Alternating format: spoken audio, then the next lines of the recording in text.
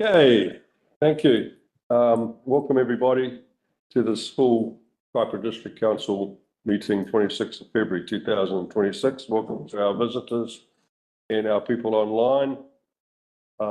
My first role here now is to seek apologies.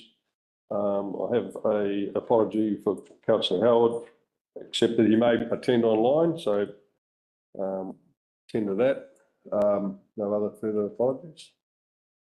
Okay, I'll move that. Can I have a second that? Councillor Lambeth, thank you. All those in favour, raise your hand, say aye. Motion carried. Confirmation of the agenda. I'll move that. Can I have a seconder, please? Councillor Rachel Williams. All those in favour, raise their right hand, say aye. Motion carried. Conflict of interest. Is there any conflicts of interest today? No. Okay. Today we have public forum. We have Jonny Bannister and Ron Luca from Regional Manager. Well, Johnny's the Regional Manager for Northern Coastguard. And I'd like to welcome Jonny and Ron to the front here to present their public forum item. Thank you. The topic is Coastguard having a presence in Mangawhai. Should all standing up or? Good morning. Thank you very much, Mr. Mayor, for having us. So I'm Jonny Bannister. I'm the Regional Manager for Coastguard Northern Region. I cover from Raglan to Thames up to Cape Reinga. We have 1,000 volunteers and 60% of Coastguard activities in this area. We've been working for the last 3 years to identify areas of shortfall for capability. And we've identified Mangawhai as effectively a gap in our coverage. We've recently done a survey of local residents in the Mangawhai area. 9% assessed that the search and rescue services in Mangawhai are not, and only 2% very adequate. So what that says to us is there's actually a real big need for Coastguard presence in Mangawhai.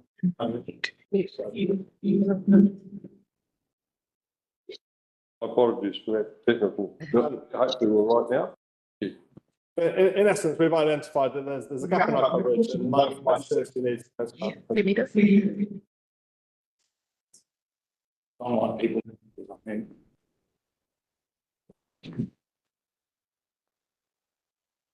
Yeah.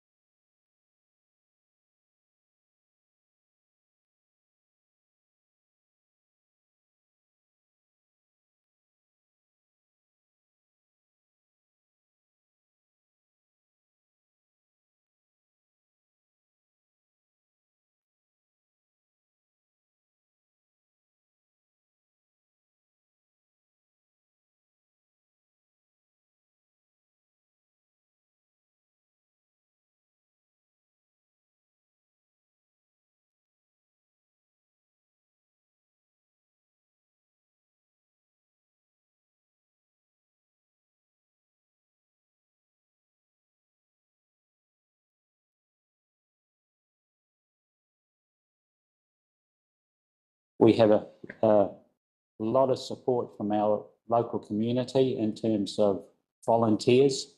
So we've had a couple of meetings where we've had 30 plus people wanting to volunteer as crew for the Coastguard unit. We also see the need, as Jonny points out, for a unit there having 25 years Coastguard experience.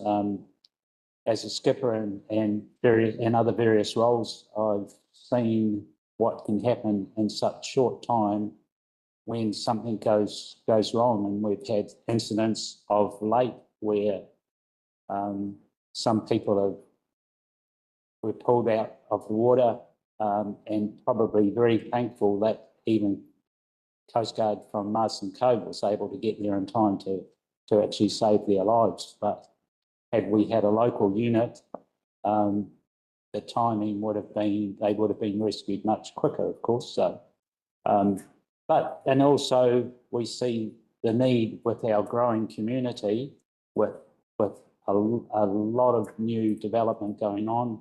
There's going to be a lot more boating out of our area, and so it's definitely something that is not wanted but needed in our community. So in essence, what we'd like is, if we get approval for our board, which I believe we will, we'll go into the trial phase. We'd like support from the council, and through that trial phase as a major stakeholder, and based on the information that we gather, we'll then identify a site to build a home and a base for the unit. But we can't do that without your help and assistance.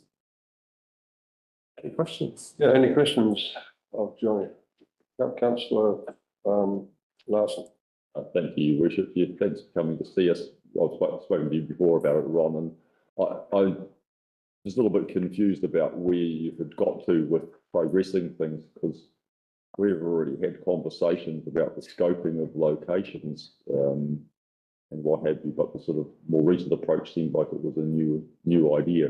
No, so I'll answer that one if I may. So myself and Ron have been working this for 3 years.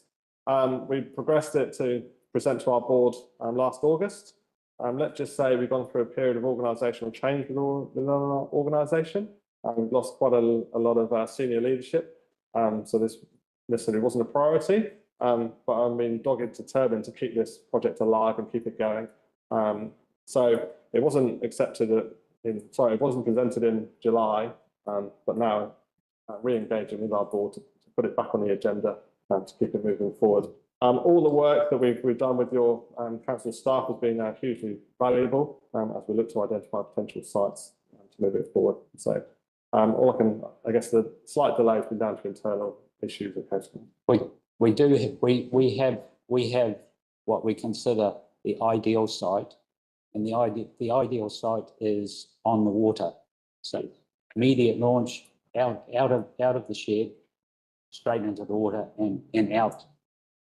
Any delay that we have in launching the boat means a delay in rescuing a victim, and that delay sometimes, well, I've been there, done it, and it's minutes. So a loss of 3-4 minutes can mean the loss of a life. So that's the critical thing. So that's the ideal, and we're asking council to consider giving us the option of having a base right on the water.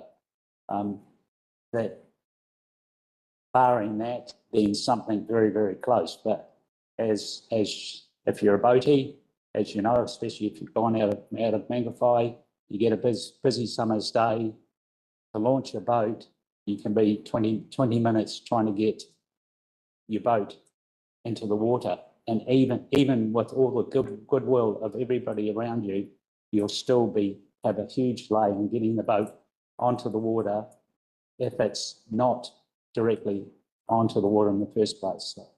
And so you've identified a specific location that would achieve that outcome, and you've discussed that specific location with the council staff? So the council staff have kindly identified a number of locations, of which there is a preferred one. Yes. And I think what we're considering is factoring this into our trial. So as we trial to see whether the community can actually support the unit, as we trial what kind of rescue vessel is best suited, we'll also trial which is the preferred location. As Ron said, the best one is on the car park opposite the campground, down by right on the water's edge.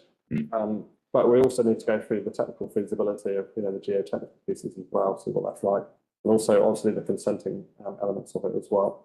The intention is to factor that all in as part of our trial process. So is there anything that you need from us as an elected member body at this stage, or you just want us to be aware of the work that you've got going on behind the scenes? We're at this moment in time, we're a mature enough stage, and we want to put it onto your horizon. This is coming up. Actually asking for anything specifically right now, the answer is no, other than continued support from your staff to help grow that body of knowledge.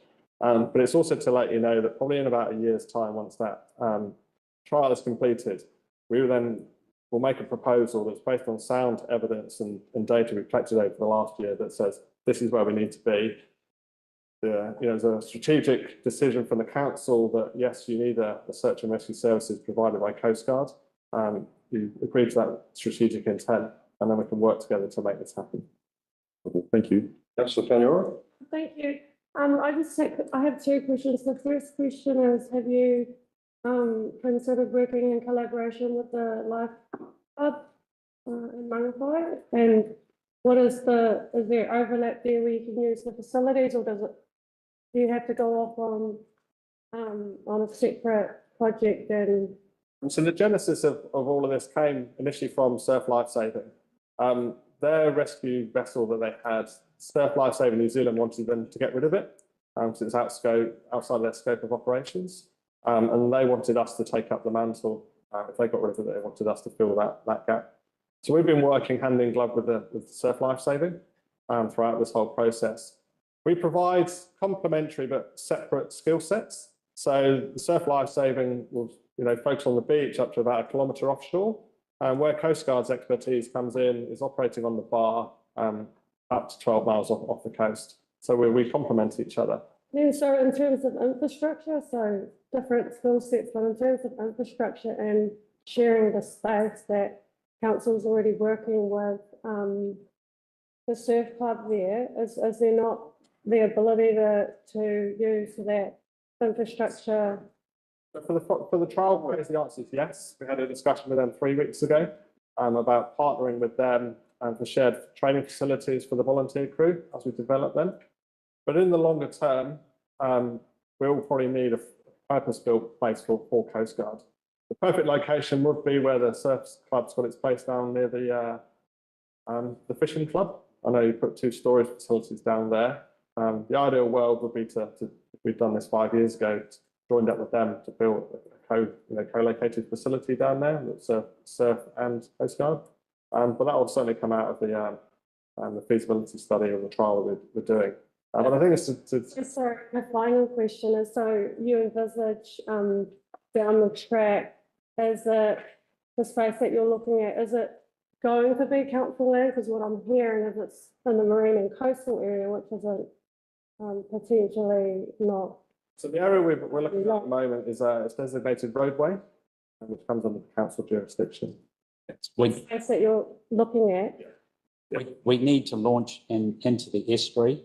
We can't launch into the surf beach because, well, at times we probably could, but in reality, when we've got the big easterly, then there's no way. So we need a separate location for the vessel.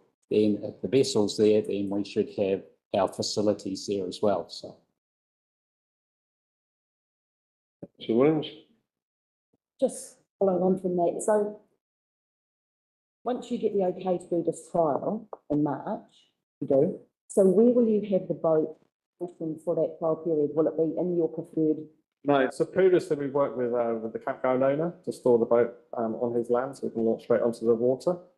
We need to go and revisit that if that's still an option.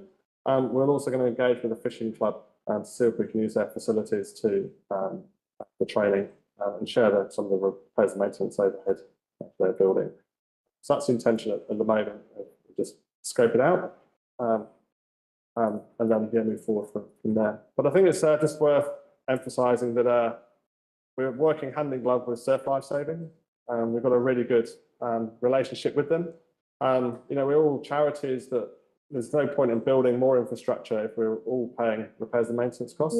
So it may be that we only need to build somewhere to store the boat, and therefore we share with the fishing club, and therefore we can share the overrunning costs of all that to make best use of the resources we've actually got.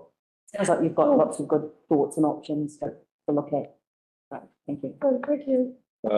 Councillor Vincent, followed by Councillor Nair. I was actually indicating wind it up, actually. Councillor Nair, did you have a Quarter of an hour so far. Yeah, quickly, I don't know much about, what I went to the website, Coastguard, Hypera is also there. But by the looks of it, it's looking after only Auckland area. Is there a likelihood of this looking after further down in Hypera? So I think as we're spread at the moment, so I cover 24 units around the whole northern region. And I think most areas are pretty well served at this moment in time. In terms of our response time to vessels in distress on bars, the area that we do have the shortfall is specifically in Mangawhai.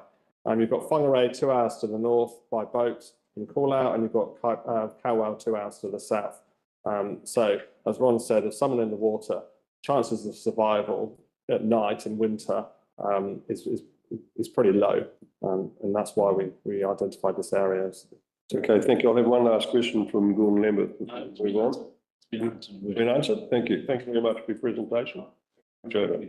The next on our agenda is petition response completion of public walkway. Confirm the previous minutes, first. Okay, sorry, I've got to confirm the open minutes. We didn't do that. Okay, I'll move that. Can I have a seconder? Seconder. Thank you, Councillor Bannister. All those in favour, raise their hand, say aye. Aye. Motion carried. Next on our agenda is petition response completion of public walkway. Excuse me, Mr. Mayor, I'd like to put up a motion that is different to the staff recommendation. Councillor Rachel Williams wants to put up a motion that's a bit different to the recommendation. Have you got that there, Alana, from Rachel? Put that up on the board, please.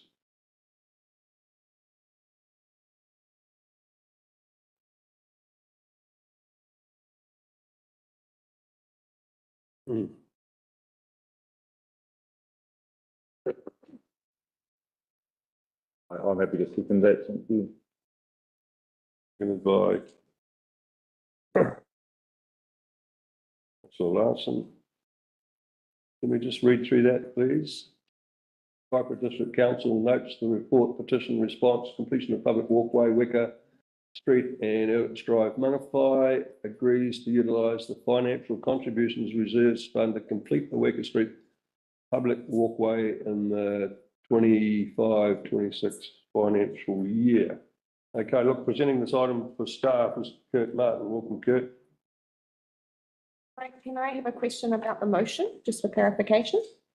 Is that, are you intending for that to include the wastewater work as well? It's, yeah, the stormwater and. Yeah, sorry, the stormwater and the, So, for the whole project. Yeah. Thank you. Thank you, Kurt. Yeah, all right. Morning, everybody. I took the paper as read. It was in response to the petition tabled at the December council meeting. A bit of history there. The question was initially raised why the footpath wasn't formed as part of the subdivision. No clear record why that was defined. Only not going to enjoy that. The chairman has just joined us online and had his mute off. I don't think you can assume at the time Urlich Drive wasn't formed at the time of the subdivision. So it would have been a footpath to nowhere at that stage. However, the reserve to provide that future connection was provided as part of the footpath. So in terms of the petition there to form it, the reserve is there. So we have the legal right to go in and form it. It's really a matter of funding and priority to do that. Done some high level estimates to construct the footpath itself. The problem we have is forming the footpath and managing the stormwater. The closest stormwater pipe connection is down in Molesworth Drive. So to do it properly, we would have to provide a reticulated stormwater from the footpath to connect to Molesworth Drive. Otherwise, we're just going to be diverting additional stormwater onto Urlich Drive and running down to Molesworth, which is not recommended. The second point I'd just like to note is we can go and form the footpath along this reserve, but Urlich Drive itself hasn't a footpath on it either. So if you really want to do it properly, you should probably construct the footpath all the way down in Molesworth, in my opinion. But of course, that just requires additional funding. So it's up to council to decide whether they want to provide the funding for that now and whether they consider that a sufficient priority over the other footpath projects on the list. Questions from elected members, Councillor Vincent. Yeah, given that this is a new recommendation, you know, I'm still thinking about other questions, but firstly, my first question would be, isn't there a footpath on the other side of the road?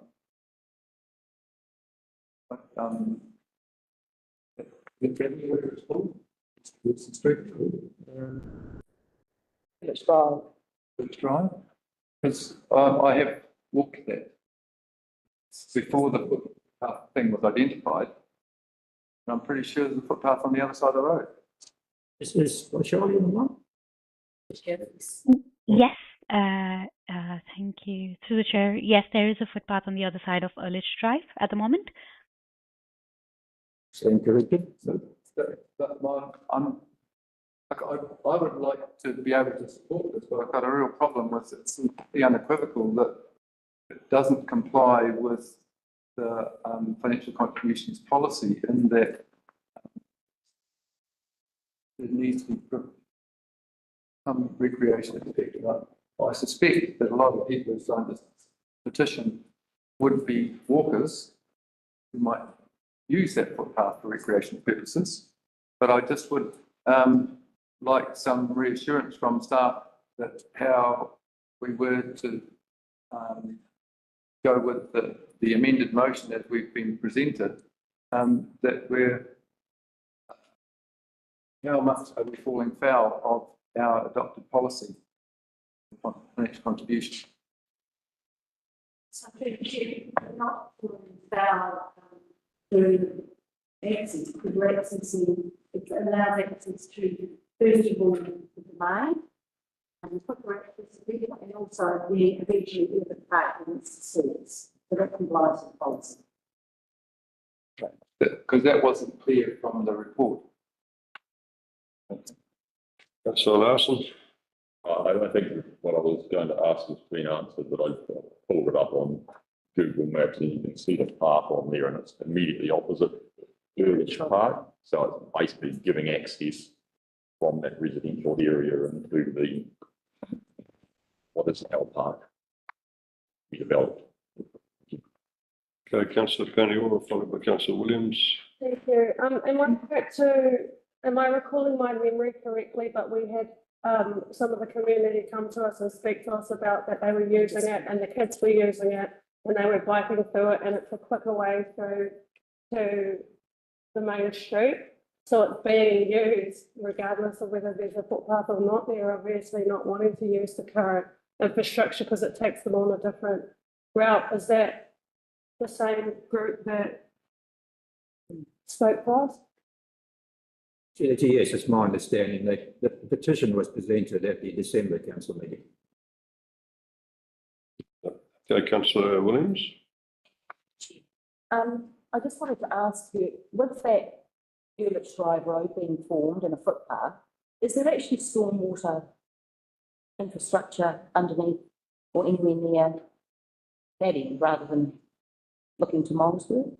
Through the chair, there's stormwater infrastructure in Weka Street, servicing the subdivision, but this footpath's falling away from that, so we can't get the stormwater to flow back to Weka Street, unfortunately, so we'll have to take it down to the road.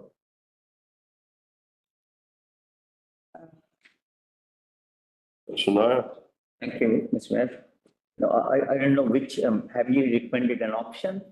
I couldn't see that, what option we have put in. Okay. Is it option, because there's 6 options and I'm a bit confused about one, the urgency of it, the petition just came in, or was there a petition with a history of petitions, or why is so urgent? Can you tell me? Maybe I'd take that question, Councillor Nair. So you'll recall at the December meeting, there was a petition from the community requesting that we form a footpath along that piece of work. The response, according to our petition policy, has to come to the next council meeting. So this is why it's here in front of you today. Staff put up a few options there. What Councillor Williams has done is moved the motion that was displayed on the screen prior, which effectively delivers it and wants us staff to deliver it in the next financial year as part of the next annual plan. So that's a decision for you to make. That's what's on the table at the moment. That's option 1, is it? No, which option is it out of 6? New option. Really, Chair, it's option 5. Yeah, 5. Report. That's where, that's right. Any further questions? Through the chair, there was a question asked by Councillor Vincent, which I think Lloyd is online to answer. Okay, thank you. Lloyd, are you able to unmute yourself?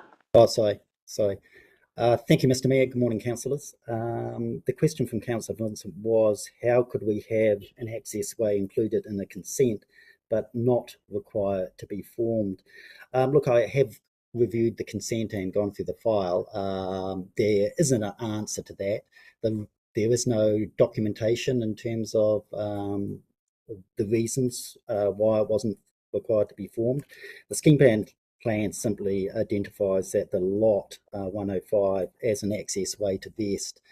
Look, this is a bit of speculating, but I think what has probably happened is that it was sort of future-proofing the subdivision for further development in the vicinity. So I think what probably happened, the planners probably thought it was a good idea back then. It was approved in 2021 for the future to have an access way there, but no immediate need, given as Kurt mentioned, Urlich wasn't formed back then, or not formed to the same standard. And obviously the need for it has gone as surrounding development has occurred. So I think that's created the situation we're in today. Thank you. Thank you, Mr. So just in terms of now we have a figure of 65,000 or whatever.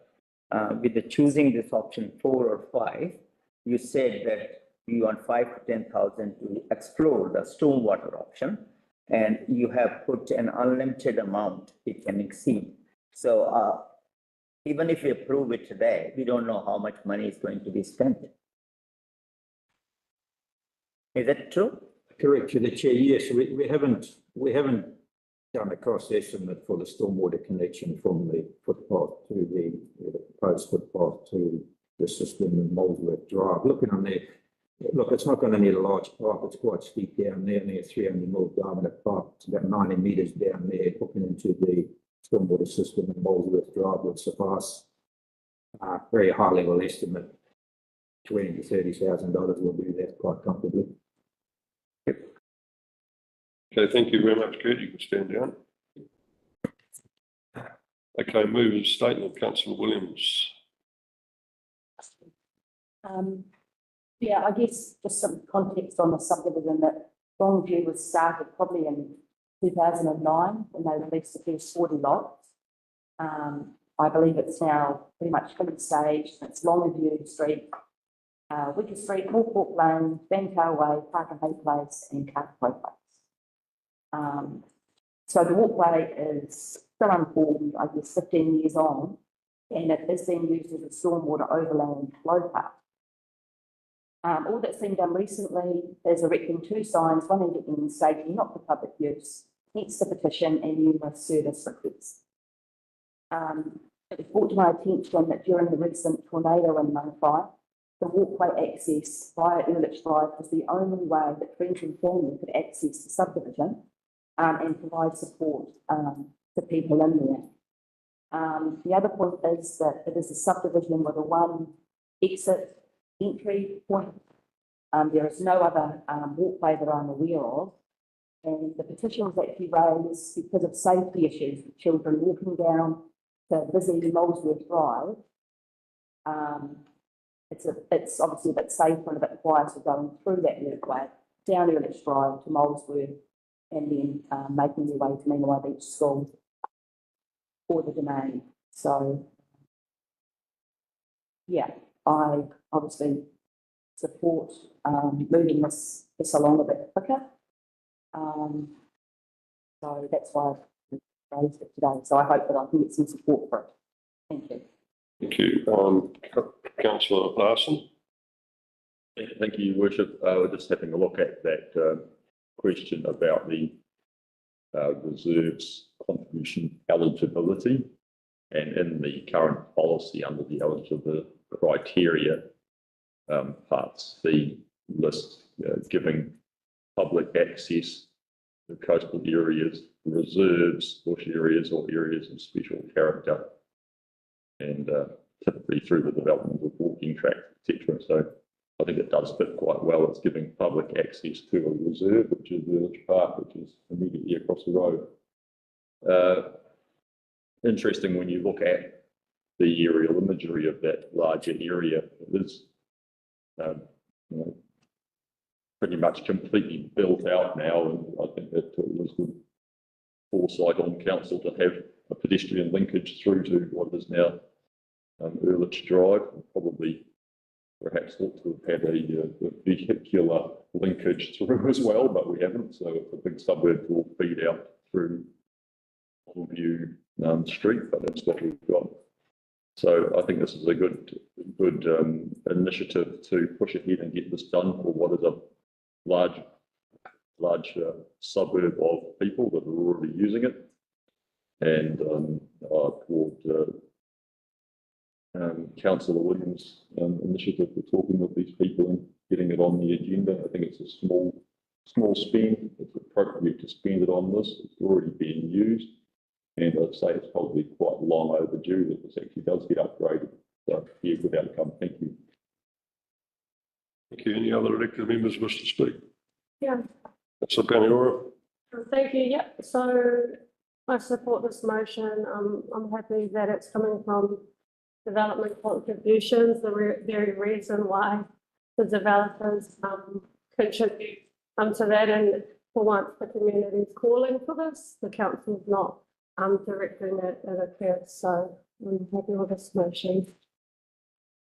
Thank you. Also to speak, Councillor Vincent, followed by Councillor Naya. I think very possibly one of the reasons, I just triggered a thought in my mind with a comment made by Councillor Larson. Possibly this was seen as the alternative to providing pedestrian, full vehicular connection, because that wouldn't have been preferred by the developers, because it would have meant they'd have one less lot sell. So we have the access way as the alternative. So they got off lightly, really. And I guess I think it's the appropriate home for it. My concerns about the issue from a policy perspective have been allayed, so I'm happy to support it. Thank you, Councillor Naya. Thank you, Mr. Mayor. It's good to see that we have, as a council, is one council which is listening to the petitions and actually acting on it. So I am happy to support it, provided I think it will be good to know at some point what is the figure we are going to approve and what's the shortfall which is going to generate, because it is both the whole hyper will be adding to that bill. So thank you. Okay, we've had 3 people speaking in favour. There's no one want to speak against it. Okay, we'll put that to the vote. Except we have the movers replied. Sorry, Councillor Williams. Nothing further. Nothing further. All right, put it to the vote. All those in favour raise their hand and say aye. Aye. Motion carried. Thank you. Okay, next on our agenda is temporary road closure approval, FIRECO, Kaiiwi I'll move that. Lakes Triathlon, moved by Councillor Paniora. Can I have a seconder, please? Councillor Naya. Okay. Reporting staff for this is Hayley Baird. And we've got Kurt as well. Structure officer or Kurt, is it?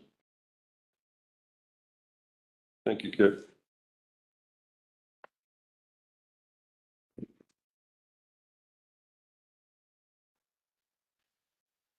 Yes, thank you.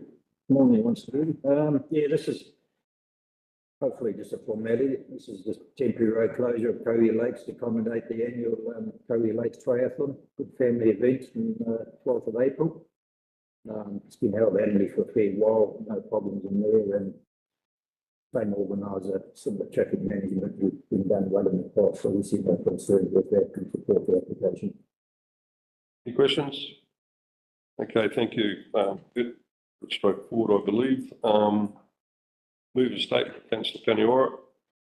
Yeah, I'm happy to support this. This has been an event that's been happening for well over 30 years now. It's embedded in our community. It's a good, fun family event and they run it very well. So no issues with it and all the best to the organisers. Thank you. Councillor Naya. Thank you, Mr. Mayor. Yeah, I'm happy to support it. And obviously, the one thing I like about it, that there's a bit of time that we are approving it. So they have assurance that they can go ahead. And I think it's changing the history of getting late approvals for events. So I'm very happy to support it. Thank you. Thank you. Any other elected members wish to speak? Okay. Members right to reply, Councillor Paniora. Nothing else. Okay, let's put this to vote. All those in favour, raise their hand, say aye. Aye. The motion carried. I look forward to seeing a good event.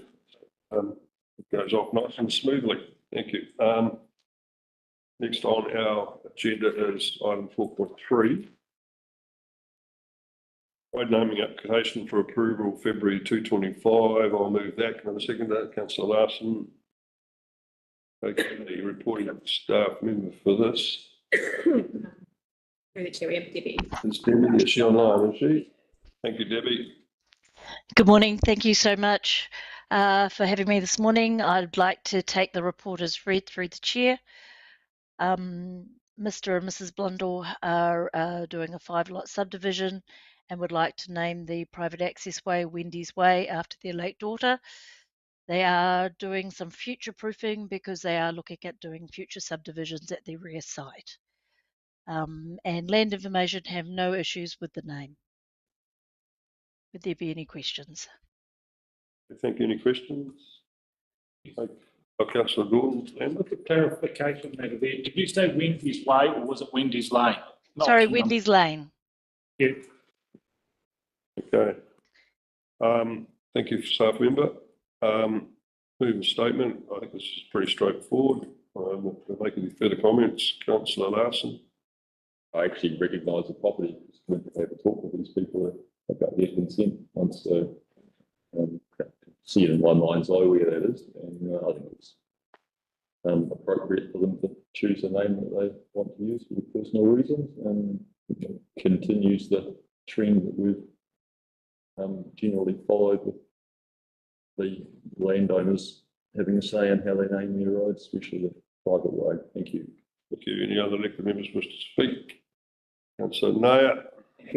Just a comment, and this road naming comes to council many times. And I just have a view that, I can see here is a very emotional reason, but apart from the fact that if it is all right and done by the other law-abiding authorities, the council can just, this is one task, doesn't need to come to council. Thank you. Further. Members right to reply. Yeah, I think we've said it all here. It's nice to see people having their wish, developing their land, and when it's private right away, naming it. All those in favour, please raise their hand and say aye. Aye. The motion carried. Thank you very much. Thank you. 4.4, funding to complete the Mangawhai community housing project. I'll move that. Can I have a second? So no. Okay. More money for the community housing project. More money for the community. Reporting staff member to introduce this item is Brian Hagan, Samantha McEwen, and Dennis McCarthy.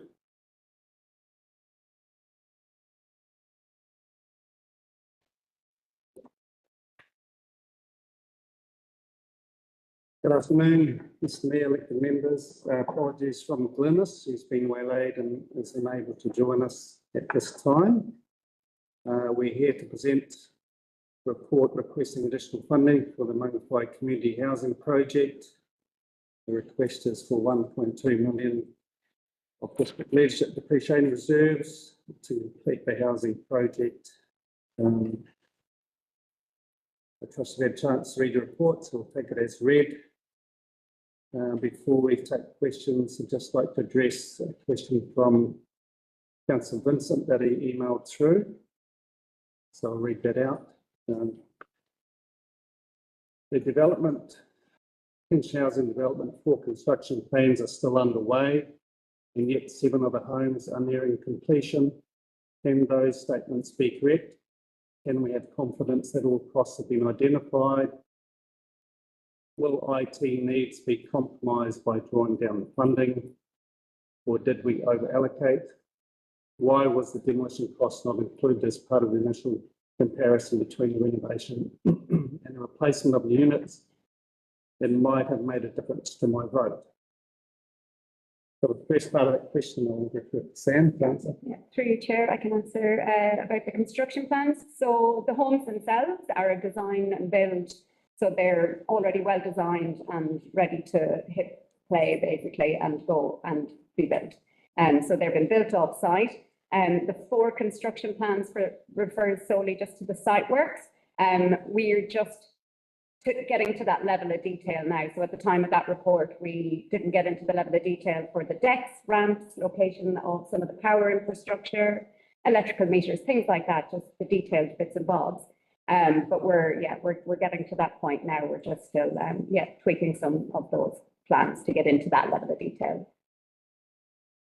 So in reference to the, can we have confidence that all the costs have been identified? We've received final tender from a contractor, successful contractor. So those costs are in the report. There is also allowed a 15% contingency on the known costs at this stage. So we believe we've allowed enough to complete the project. So there's 555,000 contingency plus an additional 108, I think it is. So there's over $600,000 contingency built on the project. So we believe that'll be sufficient to close out the scope of works.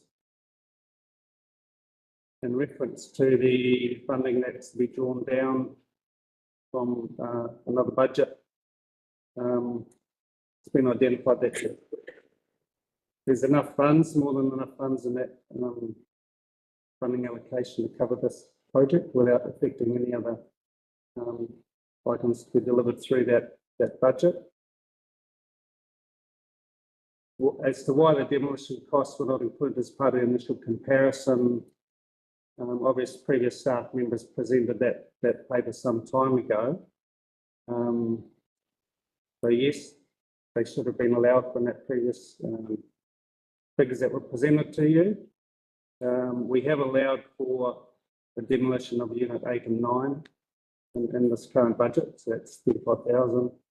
And there is funding set aside in next year's budget for the future demolition of the balance of the dwellings.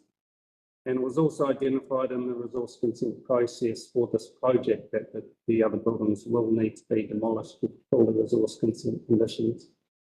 So that has recently come to light as well. So any other questions from the floor? Okay, Councillor Fanny, you have a question? The question that I have is if this project doesn't go ahead and the additional funds aren't granted, can the homes that have been built be sold to recoup the cost to council under the contract? We haven't investigated that at this stage. We're obviously fully committed to we have a written contract with the building supplier. One option's in the paper, it's option 2. How come it hasn't been properly assessed? I think it's through you, Mr. Mayor. I think the answer is we would have to accept the buildings. That's part of the contract. We could on-sell those buildings. We would just need to go through the machinations of the implementation side of it, which is what Ryan's talking to you today about. The second question that I had, and I'm surprised Arnold's not here because he's been fronting this on all the publicly excluded sessions. I specifically asked for the demolition costs to be included in the report, and his answer to that was that the houses would stay on site and potentially be re-rented to affordable social housing providers. So we're hearing conflicting accounts of what's going to happen. Are they going to be demolished or are they not? So we do need to demolish them as part of the resource consent that we have for these units. There's a bigger question around the master planning of that site back when perhaps Annan had presented on it. So, you know, part of the reason the units are located where they are is there's quite a balance of land there. And obviously we want to keep the tenants on site as well to, you know, keep them in their homes as long as we can, but also for cost. So in that grand scheme of the master planning, perhaps at that time, that's why it was, you know, there were still a few things up in the air as to what would happen, but now they need to be demolished because it's a resource consent condition. Another question that I have, and I'm going to leave my comments for statements, is this the situation where the council is being held at gunpoint, our hands are tied, and we're already in the red for over $2 million, and now a further excess of 1 million has to be granted because we've got this contract and the houses have been constructed and the costs have been expended, and now there's no actual legitimate practical option for council to go with option B, which is why you haven't even assessed the cost implications for removing us out of this project and recouping our costs as they relate to the building of the homes. So in short, is there a real option here for the council? Through the chair, the requirements that we need to meet the health and home standards. So by the end of July, we need to have those homes in our pensioners and, you know, legally. Sorry, can I pause you here? This is conflicting information again. We were told at the last OPEX meeting that actually there's an exception, a carve out under the legislation that says that we don't have to meet that hard deadline. So can I get a clarification, seek clarification on this? Through the chair, we have to be able to demonstrate that we're remediating. So we're doing that now through the transportable units and moving them onto the land. That's how we're meeting that extra qualification in that standard. However, if the units have been purchased, they are being transported to site. Council is within the power to say no, we don't want to approve that extra funding, but what we're saying is that funding is available to us. It's not a further impact on the ratepayer, it's already collected funds. But it has been, hang on, see, because it has been at a cost to the ratepayer up until now. So now what we're saying is, oh, we've got the district leadership reserve contributions where we'll grab this money from. We've grabbed the rest of the money from all of our ratepayers. So sorry, we just need to be so clear with the way that, because this report is, there's so many inaccuracies in here, and in my statement I'm going to read exactly what I said, emailed to the staff at the time, because I've been vehemently opposed to this whole development the whole way through. There were so many holes in this, and I'm a lawyer. I review contracts, building contracts time and time again, and there were so many inaccuracies and gaps in this. And oh, look, I'll leave it at that. I'll leave it for statements, and an investigation needs to be conducted into this whole affair. Can I have anyone else that wishes to ask a question? Remember, it's a question, not a statement you'll be asking. Councillor Vincent, Councillor Lambert, Councillor Nair. Thank you, Mr. Mayor. I seem to recall when the 10 units, new units were built by the Warkworth-based Health Trust, they found a problem with the location of the rising main, relatively new, and that the as-built plans were inaccurate to maybe 2 or 3 metres, which had an impact, as the Rogoff and the developer will well be aware. Has another extra cost been incurred as a result of this siting of these units, is having to relocate the rising main in that vicinity? Has that actually been checked out on the ground? Like people dug a hole to find the pipe to make sure it is where the plans say they are? That's a question. Could you answer that, Brian, please? Yes, through the chair, we've had contact with them, located the existing, it's a sewer line that needed to be relocated. So that's been physically dug up and relocated. in one section of the site. After that would have been done. Yeah, that would be completed. That's what- So Gordon Lambeth. Yes, thank you. Through the meeting, it runs on very much from there. We've seen triple figure percentage rises from the original proposal come through. We've seen managerial and people change who are leading this project. Can you put your hand on your heart now and say that you've covered all costs and there are no further extras coming in? If there are any hidden costs or matters which haven't been addressed, we'd like to know now. Thank you. Yeah, Chair, we've done our best to identify all risk items. The contractors only submitted 3 items at a provisional sum, so those sums are included in the contract price that you see. So it's quite a low number of provisional sums. They include electrical works, so there's an 88,340 figure included in the current tender value. Landscaping, which is a minor item, but they've included with $6,598 for landscaping, and there's a small sum of $5,400 for removal or remediation of service trenches across the existing driveway. So that there's quite a low number of provisional sums in there, so the risk is quite low. There's a list of items not included in the quote, but most of them are quite low in value, related to design details that are yet to be finalised, like handrails and things like that. So we believe the risk is quite low, and there's quite a large contingency that we've allowed in the current price. Just a clarification, those 3 PC sums, have they been included in these costs? Yeah, they're included in the tender cost. Have you given an estimated for those not included costs? Or have we given the contractors a bottom line? We don't have an estimated cost, but it includes things like demolition, which is allowed elsewhere, power upgrade, which has already been allowed for in our costing, which is the north power upgrade for the site, and extending the supply to the new dwellings. Seeing ground conditions, there's a lot of standard tags that are, that are in most tenders. So there's nothing outlandish there that looks to be a priority. You can't put an indicative figure on that.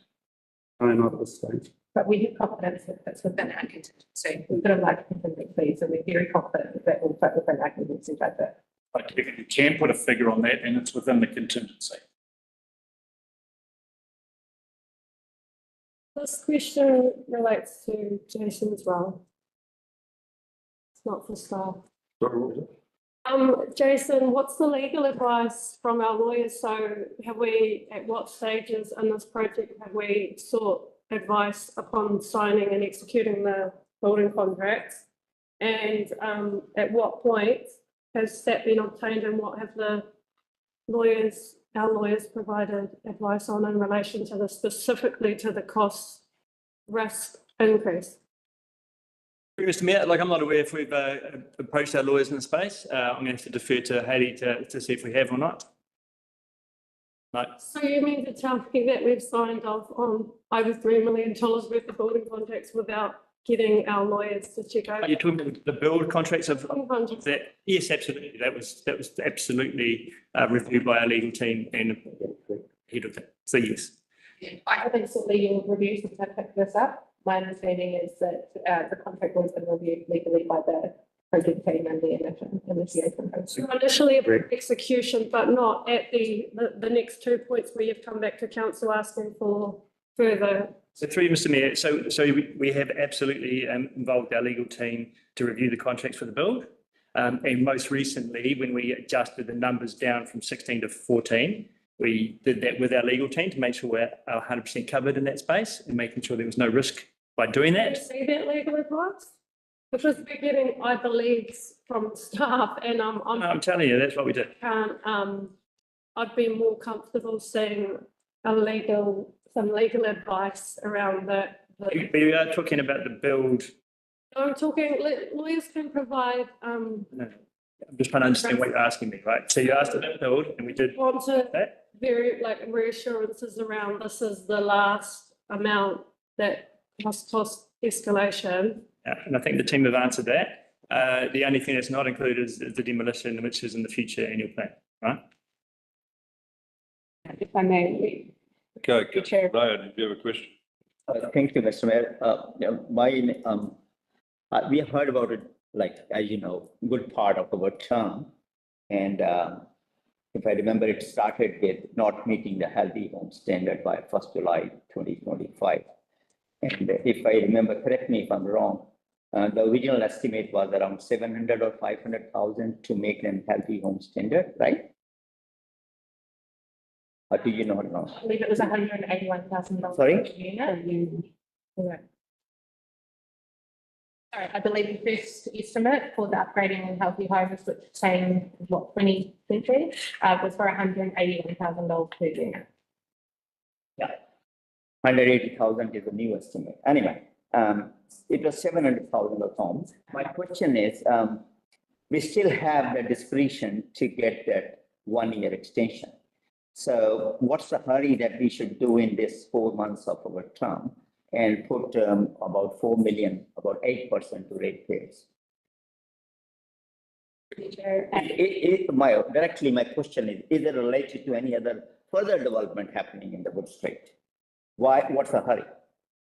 Sorry, through the chair, it is not related to any other development in the district. This is purely related to the healthy home standard, and it's been coming to council since 2019, 2020, and progressing incrementally through that channel. So this is purely around managing our care, our pensioners within those houses, and getting them into healthy, sustainable homes. Which we could have done for 50k each. Any further questions? Thank you, staff. Need a statement, which is myself, despite the fact that it's disappointing we had unallowed budget items that should have been presented to us earlier. It still remains that. Sorry, I can't hear you, Mr. Mayor. Can't you hear me? Okay. I'll speak up. Despite the fact that we have had some disappointing additions in terms of cost here, it remains the same in terms of our previous discussions, and that is that the costs of upgrading the existing units were unknown. And by creating this development, it frees up potentially some very expensive land for the future. And I'm happy to continue to support it. Councillor Naya, you were the seconder. I'm kind of in a dilemma now. You can vote against something that you've given a motion on. You please time to refrain. Well, I can make my statement. For me, it is a first time learning, and I've been learning about so many things, and half of the things that we can't disclose to public, and they are settled in the public excluded. So all I know is the ratepayers never, these residents never wanted it, if I remember correctly.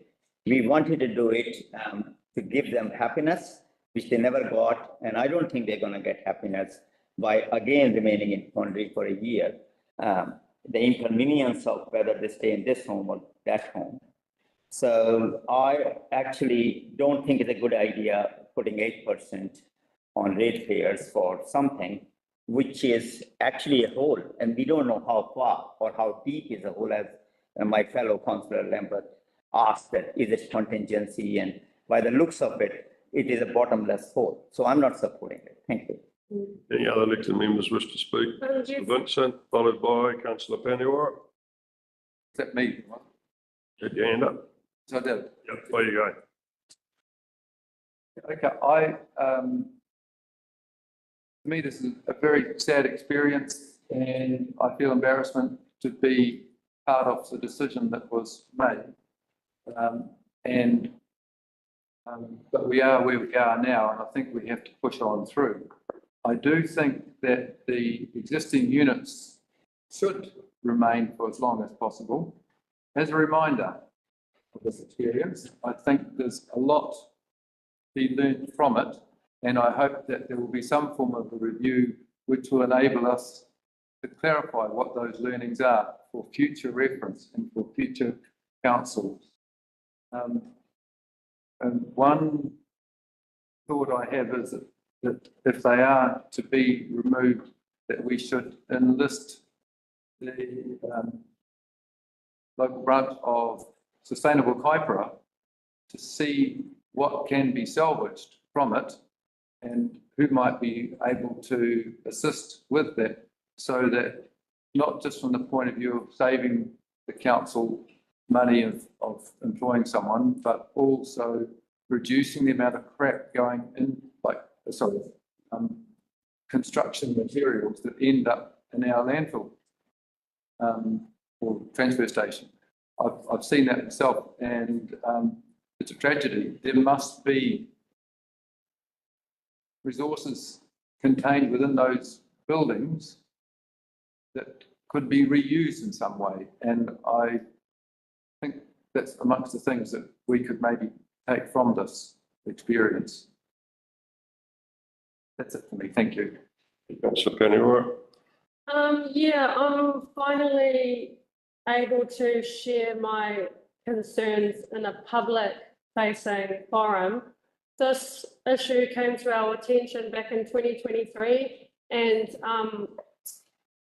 has been bandied about throughout our publicly excluded agenda items all the way through up until now. Behind closed doors, I've been battling this sometimes alone, sometimes with other allies around the table, and seeing it for what it was. It was something that we should have never, ever agreed to in the first place. On Friday, the 8th of December 2023, I felt compelled to send an email around to the councillors. I said, kia ora koutou, I would like to officially raise my deep concerns over the Mangawhai pensioner housing and the fact that the report is now requiring a total of 2.9 million. I am completely against this. We never originally agreed to this. There are 24 units, but only 12 to 18 are being replaced. However, the procurement figures are only for 16 units, so the total cost is actually 3.2 million. There is also the added cost of removing all 24 units, and I wouldn't even want to advise how much that is going to cost, and we still don't know 2 years on. The tenants also raised the really very relevant issue that the back area is a wetland and prone to flooding. The cost of ensuring adequate drainage per the Healthy Home Standards will become a live and relevant issue in the consent process. The minimum budget financials for bringing the homes up to the Healthy Home Standard, because remember, this is why we started in this situation in the first place, was because we were trying to get these units up to a Healthy Home Standard. What we were given in the report was grossly over budgeted. All the houses needed, not all the houses needed a full roof replacement, but that was factored into every single unit 24 of which projected and escalated the total cost up well in excess of what it needed to constitute, and was one of the largest budget items. It was noted that the remedial repairs could be done in the short term. I've seen the homes, there is nothing wrong with them, and simple healthy home upgrades is all that is required in the short term while we consider the overall future of the area. A $50,000 average budget for each would suffice, bringing the total budget to $900,000. So the project financials, there were 8 items. The first was a roof replacement, $20,000. Extraction and heating, $9,000, electrical and lighting, $4,000, plumbing, $4,000, nothing to the bathrooms, nothing to the kitchens, internal painting, floor and window coverings, these are cosmetic, these were $23,000 as well. External ancillary works, $11,000, and other carpentry works, again, cosmetic, $16,000, bringing the grand total to $90,000. We could have easily slashed in half. When I went and spoke to these tenants, all they wanted was to be able to live in their homes. They didn't want these fancy new, to have to move out of their out of their homes that they've lived in for years and into these new modular homes. They wanted that then and there, and they wanted it back in 2020. We're now 2025, and we're still no further to getting them into these healthy homes that we keep on talking about. what this to me was about was development and banking, moving them out of their houses to free up. I mean, we just heard the quote there for land that's going to be worth so valuable in the future. This was never about the pensioners. This whole project has been this whole big master plan of a developer's dream and trying to carve it off and sell it out to friends. It's never too late to pull the pin. Now, hand on heart, if this was your money, so if you were the developer sitting around the table and this was your 1.2 million, would you honestly say that you wouldn't pull the pin now and recoup your losses because we can still sell the houses? Or would you say, well, I don't know how much more I have to pay. I can't afford to pay 1.2 million, but I'm going to pull 1.2 million out of my pocket and pay that towards this and come what may, because we still don't know what the demolition costs are going to be to our ratepayers. There comes a time where we have to set our egos aside. Enough is enough. Two wrongs don't make a right. And we just need to start getting practical here and start taking responsibility for the poor decisions that were made around this table and behind closed doors. None of the ratepayers have even know that this has happened. So when we present, and some of those hopefully listening online, when we present, oh, by the way, we've actually Can you complete, please? You've had over 5 minutes. But we're going to spend 1.2 million more of your money, and we don't know how much more after that. Thank you for your comments. You've had over 5 minutes. Thank you. Councillor, is Councillor Howard up there wishing to speak? Sorry, through the chair, Councillor Howard has joined the meeting. Oh, he's just joined the meeting. Okay, now who was supposed to speak? Councillor Williams.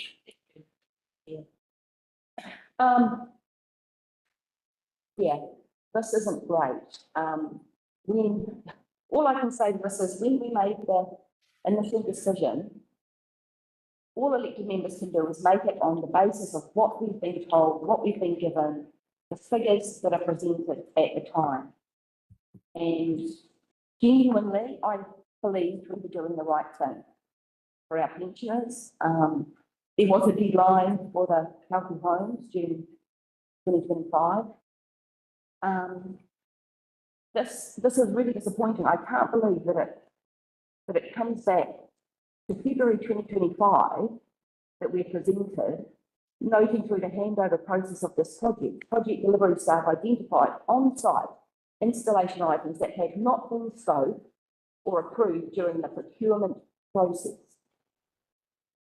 How does that happen? I'm sorry, but that is to me a basic thing. There should be a checklist and you work through it and you identify every single thing. I mean, honestly, I'm concerned for pensioners. I think we have to, I guess unfortunately, but we have to move ahead with this, because what's going to happen in June 2025, and let's say that we just finish, what do the pensioners do?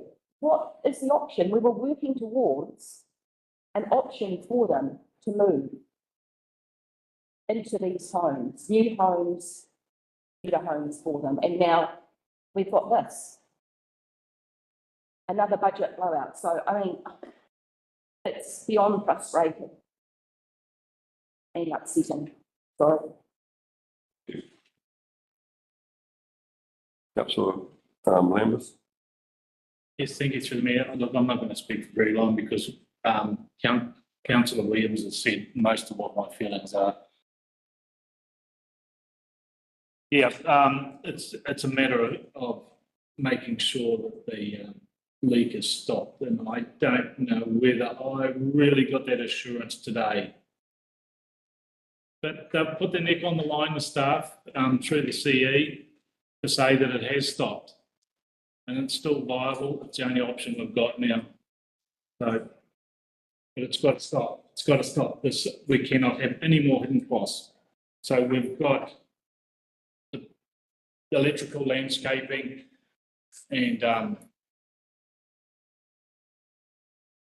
that's all covered under the PC sums, and we've got a guarantee that everything else is within the contingency. it has got to stop here. These are hidden costs and expenditure. Let's get this done. Let's get it finished. Let's get them into the new homes in June. Thanks.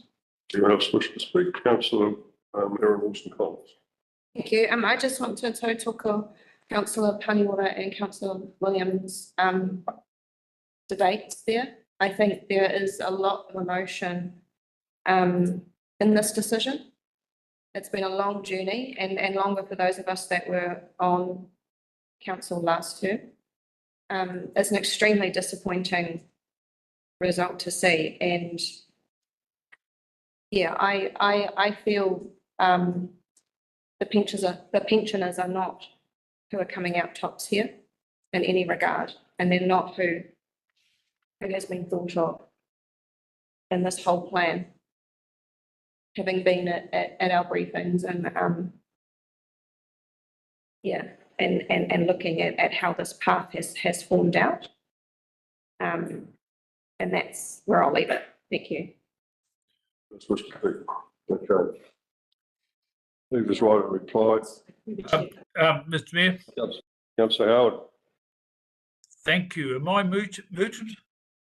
Loud and clear. My apologies for not being there with you today, particularly when we have emotive but basic functions of a council, of watching what happens, having a process to work through and sticking to it. This is not the first time in recent weeks this sort of mayhem has happened. I think that we need, and I'm sorry, I may have missed the earlier part, but we need to have a full review of a number of our processes. We won't say what has already been said, but certainly this needs to be the end of it. And I do hope that we have it all covered and we end up giving these pensioners some wonderful times in these new facilities in their remaining years. So I just, it's just an ongoing litany of inability to tick off the right process. And I don't think, I mean, I look at some of these things that are written in here and we talk about how Frank Aldrich is involved and we've got this person involved and somebody else involved. This back stops with council. You know, there is a process. May not be used very often, but there is a process for this. So I don't think we as elected members could make that our frustration any clearer. Thank you. Thank you. Okay, let us reply. Yeah, look, everyone's had their say on this item. I think I need to remind you that there was a number of residents that actually were excited about a new unit. So there was a bunch of mixed views there. But we had to make the decision, and at the time we made what I believe was the decision, and I still think that it is. I think that there's plenty of unknowns too when you try and bring a building up to standard. Okay, so I'm going to put this to the vote. All those in favour raise their hand and say aye. Those against? Yes. Have a division, please. 1 moment. See it. Councillor Howard. Sorry, Councillor Howard, I muted you before. The division? Well, I'm lip reading 4, but does that count? 4. Okay, you just heard it before. Councillor Lambert. 4. Deputy Mayor Larson. Councillor Manderson. Councillor Manderson. Abstain. Oh. Councillor Nair. Against. Councillor Paniora. Councillor Vincent. For. Councillor Williams. Councillor Wilson-Collins. Against. Petition. 4. That's been carried. All right, motion carried. Thank you. Okay, now we move on to the next item. Item 5 point. Did you say you wanted to break? Yes, please. Thank you. Okay, let's take 5.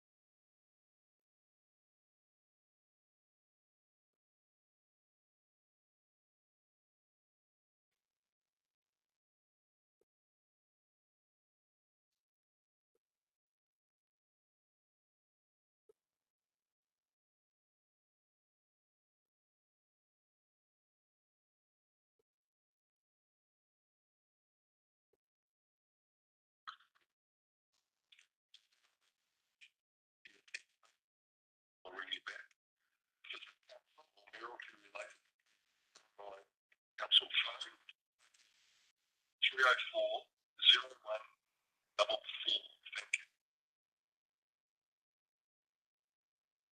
you've finished recording, press hash. Just hang up.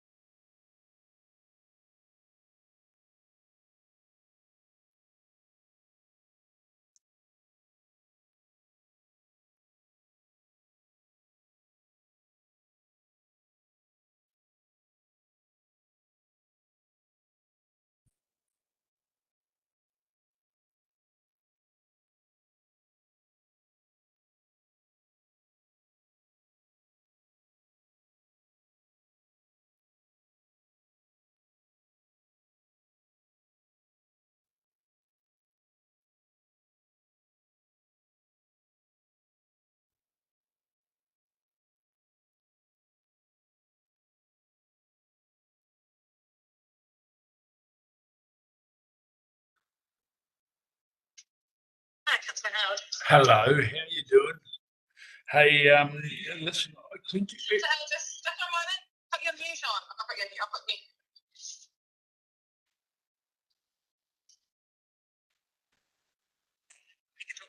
oh, okay.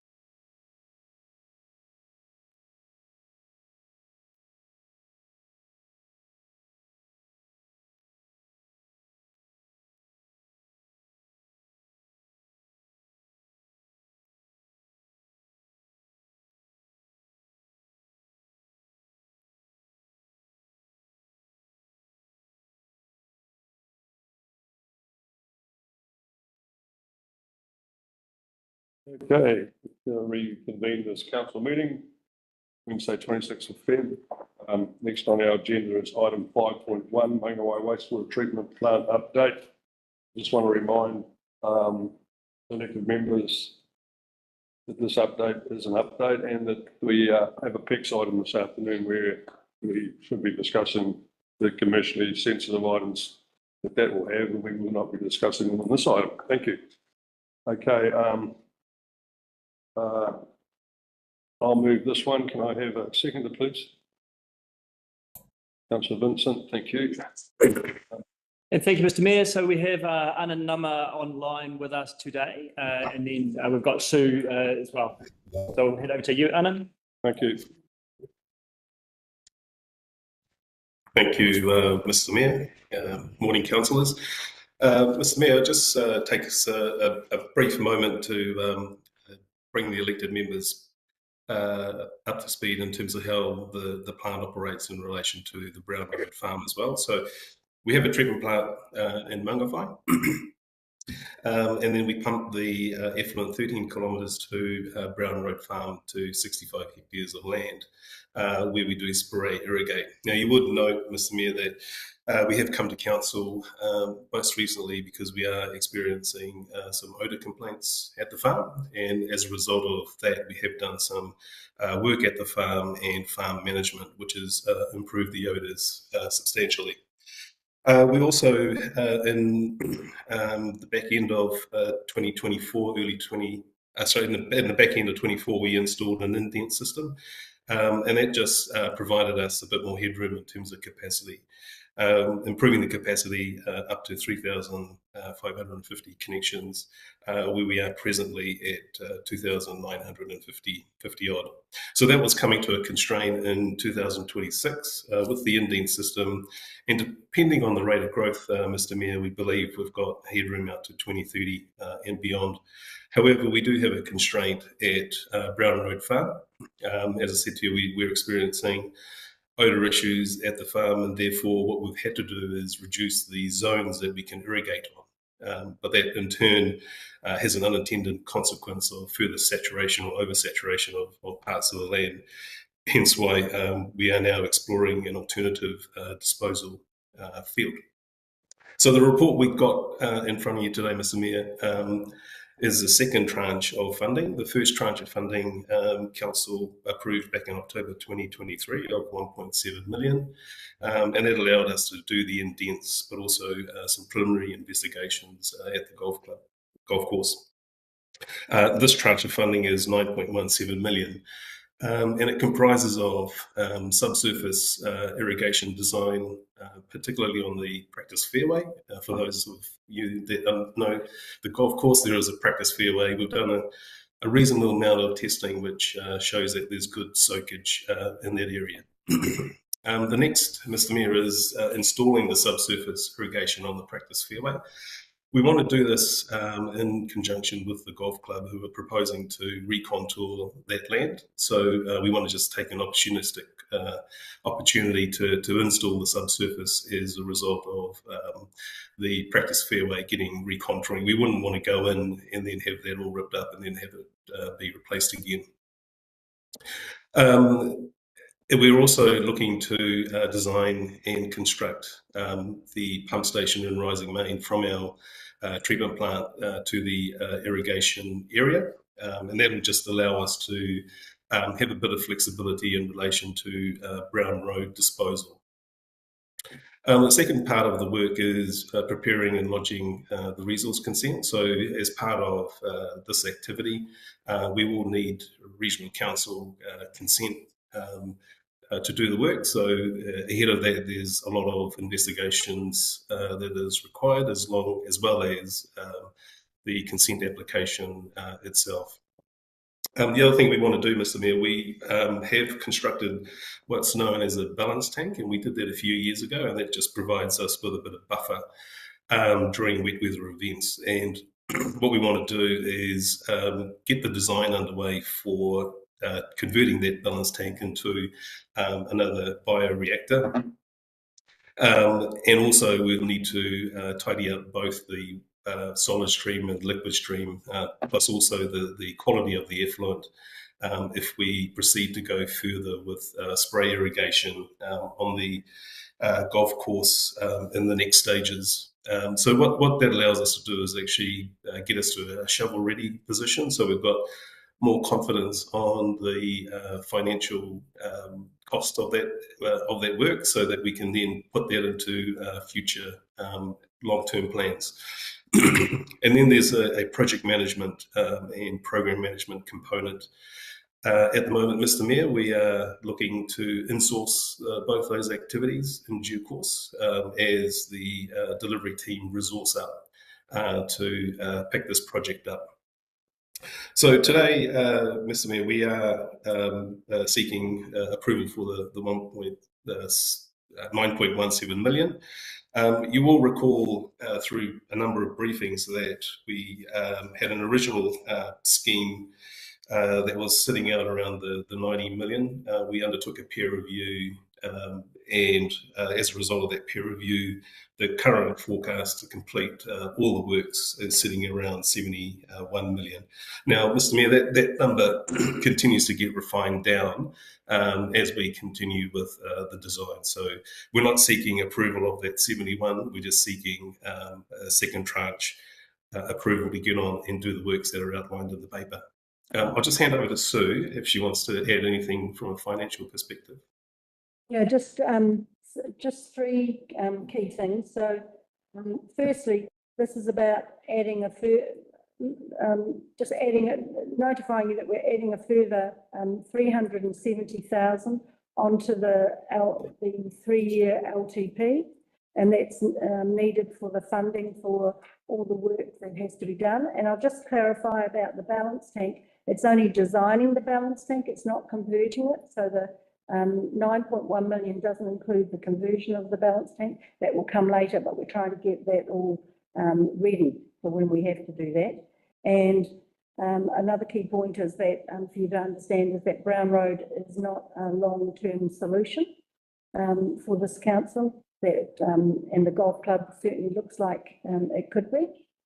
And on the golf club, that any costs that we have to share with the golf club is included in the 9.1 million for the fairway, and that obviously there'll have to be a contract drawn up for that, and we'll have to agree that in due course. And that's about all I'll add to. Okay, questions from Councillor Williams? Yeah. So how within that budget of 9 million, what are the DCs that are allocated to any of that project work? Is there a figure? No, I can't tell you the exact per project. No, I mean, like from that entire amount of money, what are the DCs that would be being put towards it? Oh, I think it's all growth. That would be my understanding. Arnhem? Yeah, correct. It's allowing for growth to occur in the district. DCs are being used to fund it. So we will collect the DCs in the future now and in the future to fund this. So Naya, followed by Councillor Vincent, followed by Councillor Lambert. Thank you, Mr. Mayor. Hi, Anine. Thank you for the presentation. I did see that plant, courtesy you, once, and a question is related to, you said stage 3, which is the conversion balance tank to third gas unit. That was possible without even looking at the disposal, because originally that tank which is lying there costed $1 million and not being used, was a priority to do it. So it should have been stage 2 rather than stage 3, isn't it? Through you, Mr. Mayor, no, it is performing a function, Councillor. It acts as a balance tank when we get high flows, but it also allows us to take one tank off for repairs and maintenance and cleaning. So it is a critical part of the wastewater treatment plant itself. In terms of, we don't want to convert that to the third CAS at the moment, because we don't have the need to. The need to has been remedied through the construction of the indent system, which brought us further capacity at a very, very affordable rate. What the CAS will be, converting the balance tank to the third CAS will be needed when we start to exceed the 3,300 connections. And so, and hence why at the moment we believe that we don't need that converted until about 2030 and beyond. The priority is the golf, is the disposal at the moment. I understand. I mean, just a supplementary to that. I got an email about a webinar coming, and the central government is imposing on all the councils new standards for wastewater. Are you aware of it? And they may affect this plan? Through you, Mr. Mayor, yes, I am aware of it, and that will be a conversation they'll be having next week as local water done well. They'll be introducing some standards across the country that are consistent and applicable to particularly smaller councils like Kaipara District Council. So it won't negatively impact us. If anything, it probably will have a positive impact, which means that we can consent a lot faster. That's the wish and the desire. Thank you, Councillor Vincent. Thank you, Mr. Mayor. I suppose more in the way of a request or suggestion, would it be possible to assemble this information in the form of a Gantt chart so that we can sort of follow critical paths and see what the priorities are and what the order in which things will happen and the tax will take it? Yeah, through you, Mr. Mayor, there is a program in the PEX paper, I understand, that sets out the various activities as well as the time frame in which we've programmed them to be done over. But this might be something handy to have in front of us, regularly update us on where things are up to. That was all. So I think when we're doing the DC calculations, we'll be putting up new costs going forward, because you will understand that we've only done a 3-year LTP. So I do have costs now going forward that I could put in there and to refresh those. Okay, thank you. Mr. Lambeth. And just moving right on from that, if I could just quickly go through, just fact check a few things here. Currently, 2,764 connections. The new system costing 9 million will bring it up to 3,500, which will be an increase around about 780 connections. Am I correct there so far?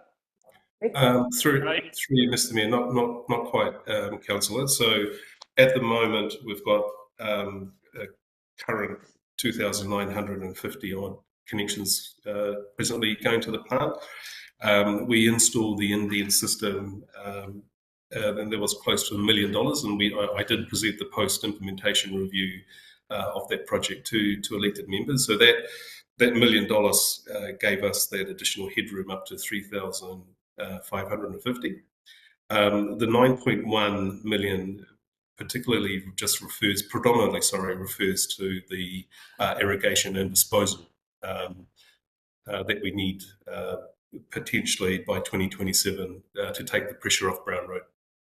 But it does also include, as Sue said, the design of the balance tank to the third CAS. It's not the construction. The reason why we want to do the design is that we can get a better price indication, so that when we do put money into the future LTPs, we've got sufficient funds for that to occur once we exceed the 3,550 connections. Okay, so if I could just go on, so both of those would be the 9 and the 1 for the indent. So we're looking at a $10 million expenditure, but even if half the development contributions, what you're looking at, say 20 or was allocated to that, would double that amount to be $20 million if everybody else connected up. Am I correct there? Development contributions, what I'm trying to get to, will more than cover these costs. Yes, but it's over 20 years in the future. Yes. Can I ask a question, please? Can you just define for me the difference between Class A and what we're producing now, please? Yeah, so we're producing high quality effluent now, Mr. Mayor. So yeah, as you saw at the plant, we've got a number of barriers that we do. We've got UV in addition to chlorine that we are dosing at the plant currently. And that sends the effluent to Brown Road Farm. Unfortunately, what we're seeing at Brown Road, the clean treated effluent gets contaminated by avian ducts, etc., and that degrades the quality.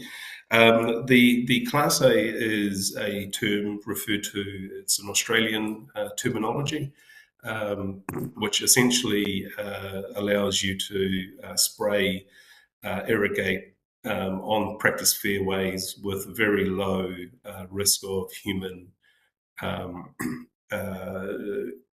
reaction to humans as a result of treating it to that higher standard.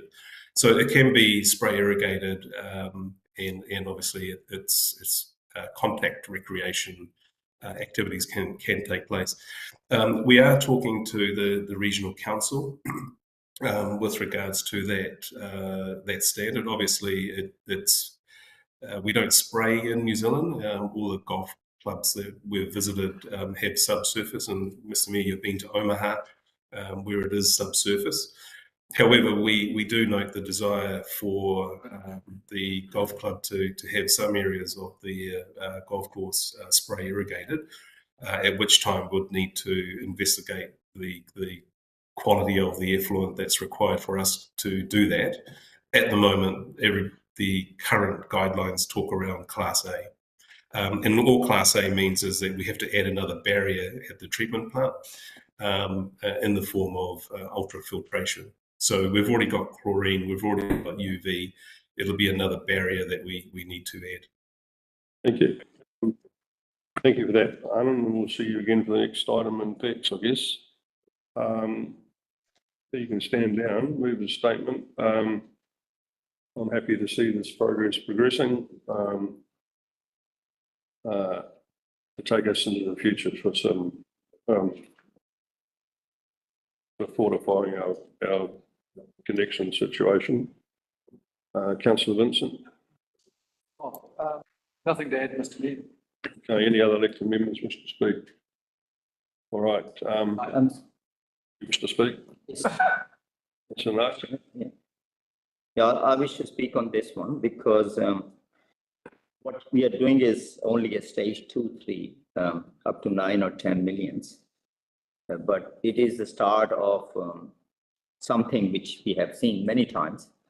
It's the beginning. The end is probably at the moment forecasted 72 millions of ratepayer money. Earlier forecasted 90 millions of ratepayer money.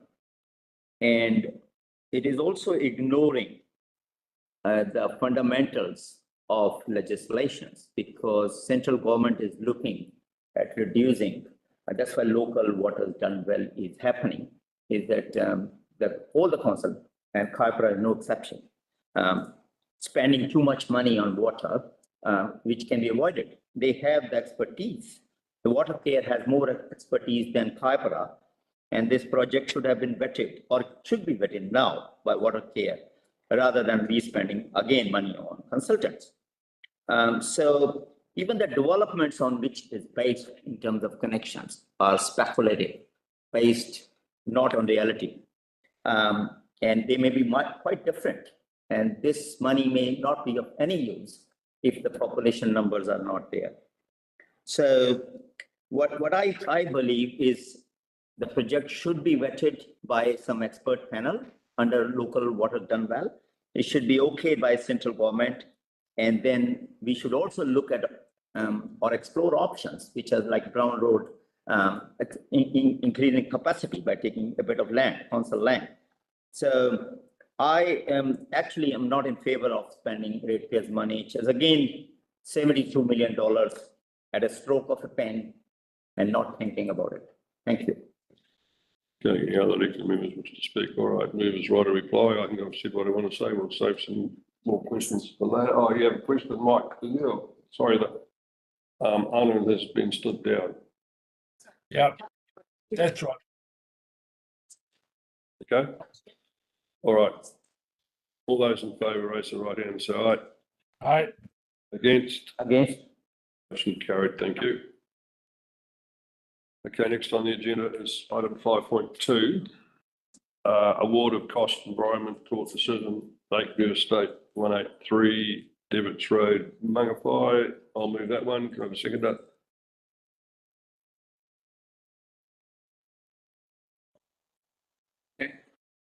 Sir Vincent. Oh, yep. Okay, could you take us through this, Lloyd, please? Sorry, I need to get Lloyd back online.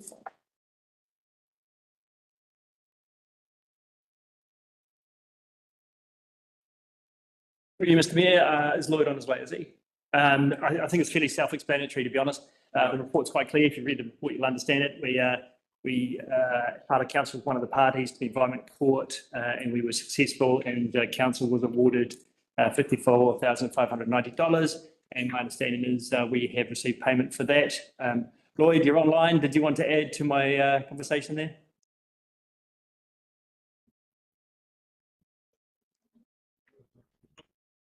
Okay. Not. Lloyd, you might be muted or not. Lloyd, can you hear us? Me? Yeah. No, not true. So through you, Mr. Mayor, I think that's a high-level summary of the report and the outcome. I think it's a good outcome from council. Councillor Nair, you've been asking about this one for quite some time, so you would have seen that we have been successful with the Environment Court. I just. So are there any questions on this one? Yeah. Pretty straightforward. You want a question? Okay. Thank you, Mr. Mayor. No, just a quick question, Jason.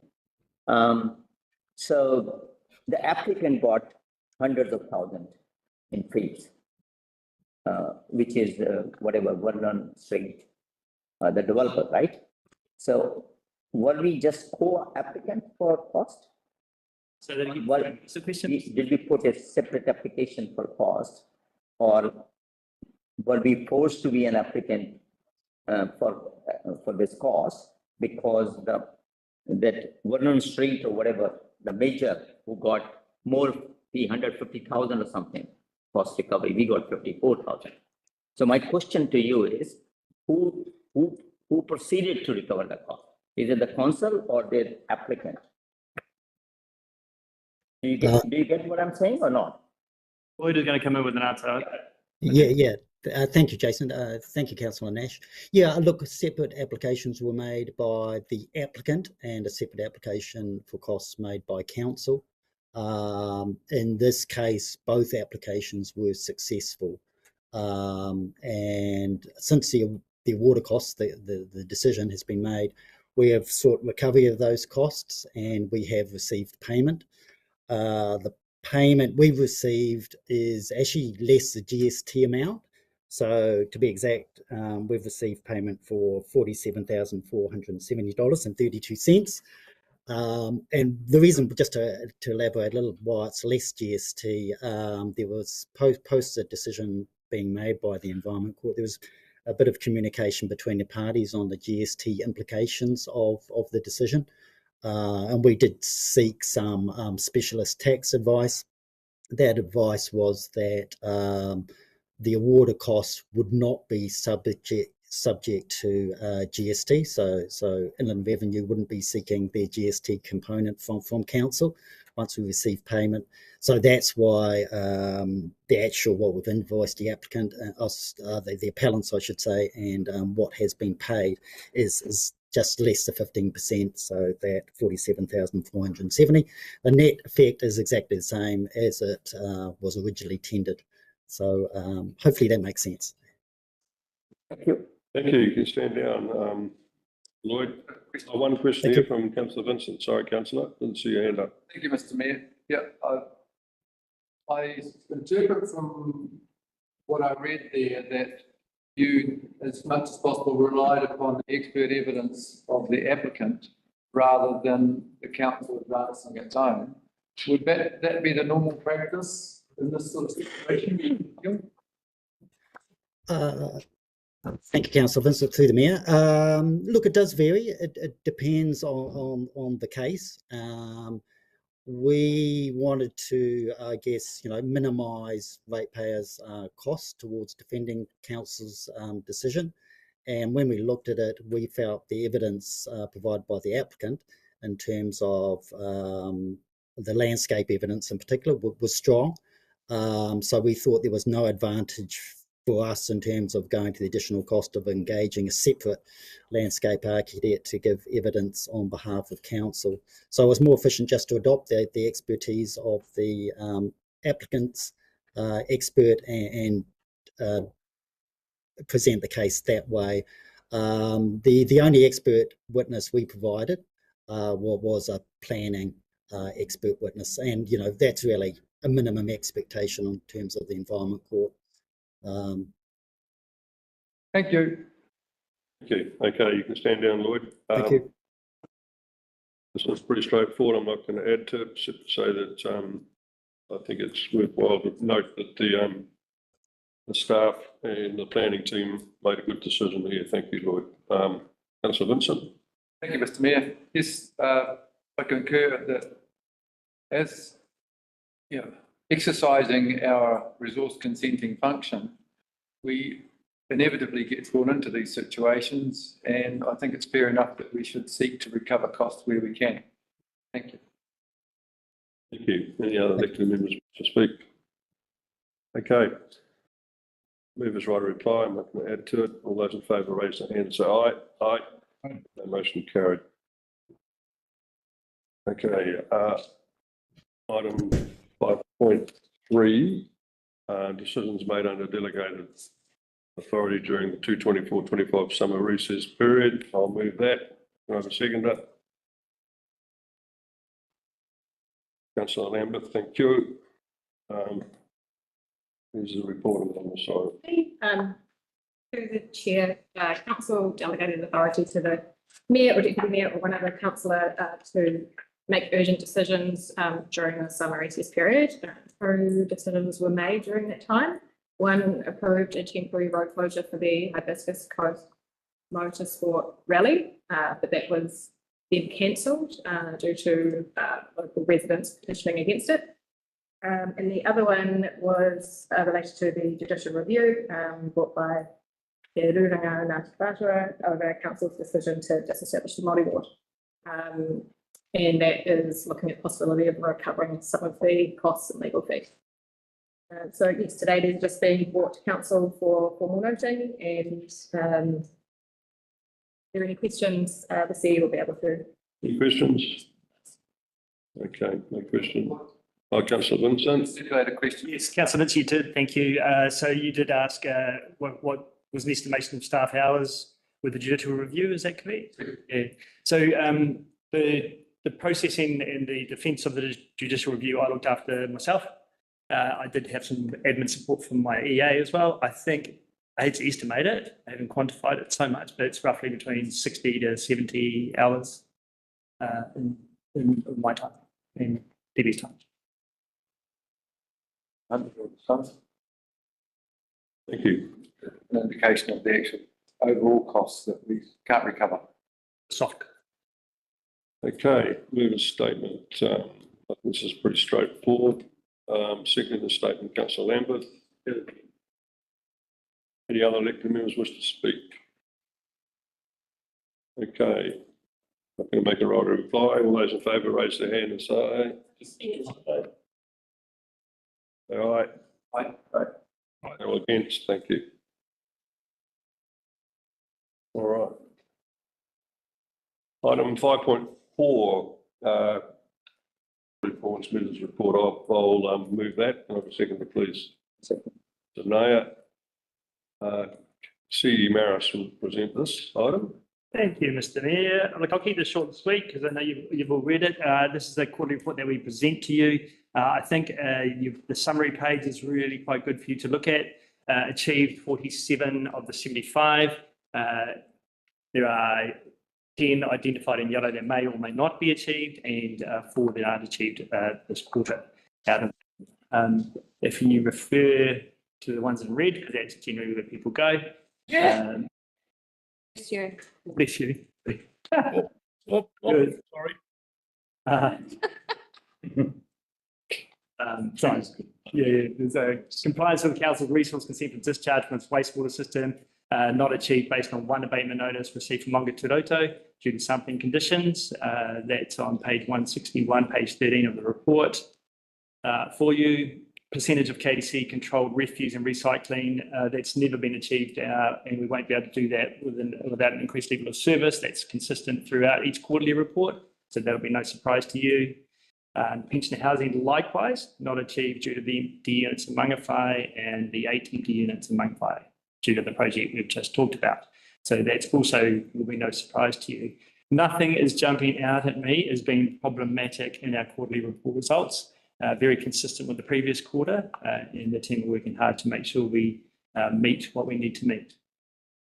So happy to take any questions, and I'll friend if I need to. Okay, thank you.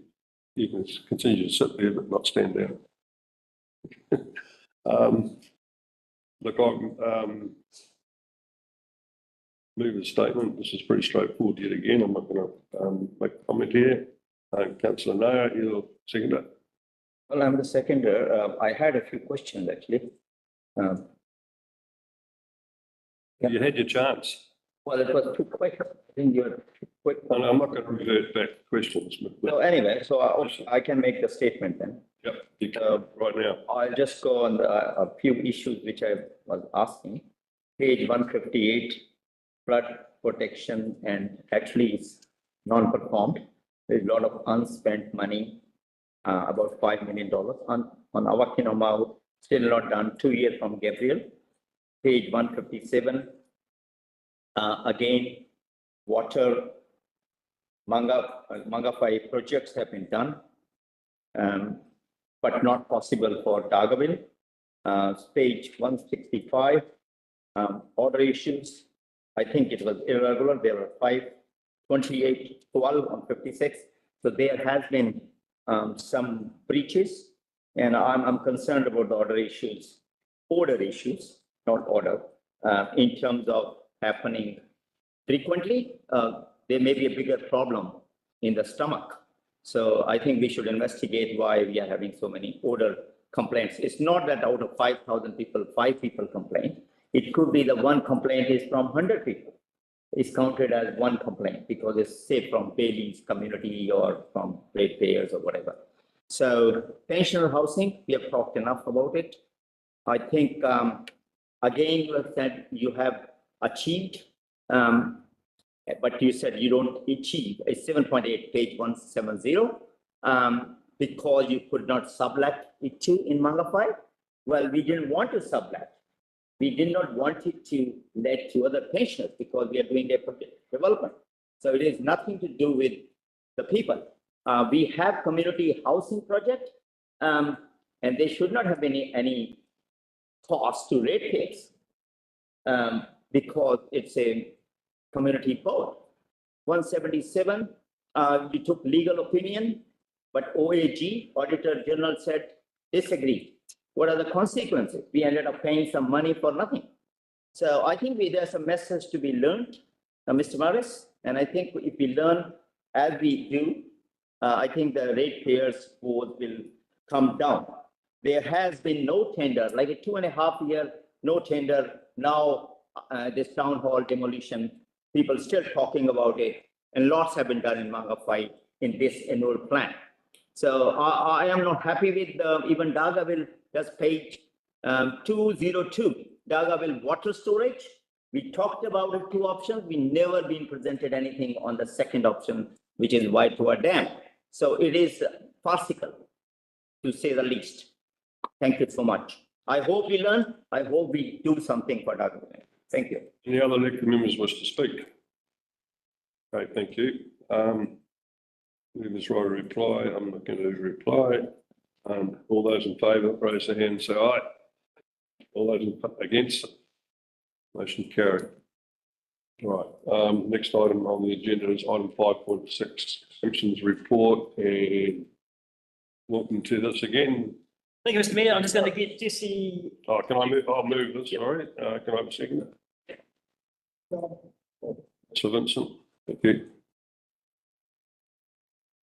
So as per normal, Jesse will talk us through the financial update.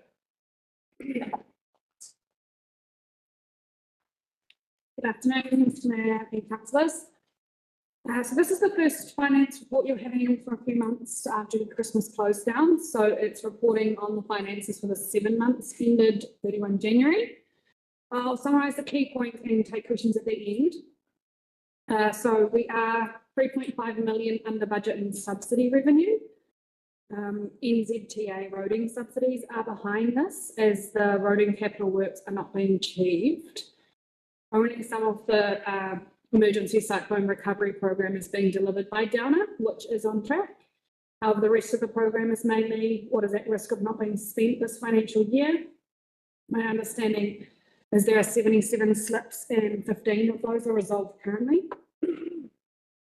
Anything unspent this financial year is able to be carried forward to next financial year without losing the NZTA subsidy. However, the roading team have negotiated a higher subsidy rate of 92% for the current financial year, and that may or may not carry over to next financial year. It might reduce down to 82% again.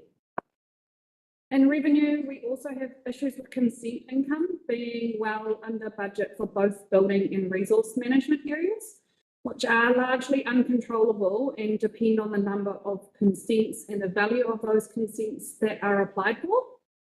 Resource management has been able to mitigate their drop in revenue with a corresponding drop in consultant use.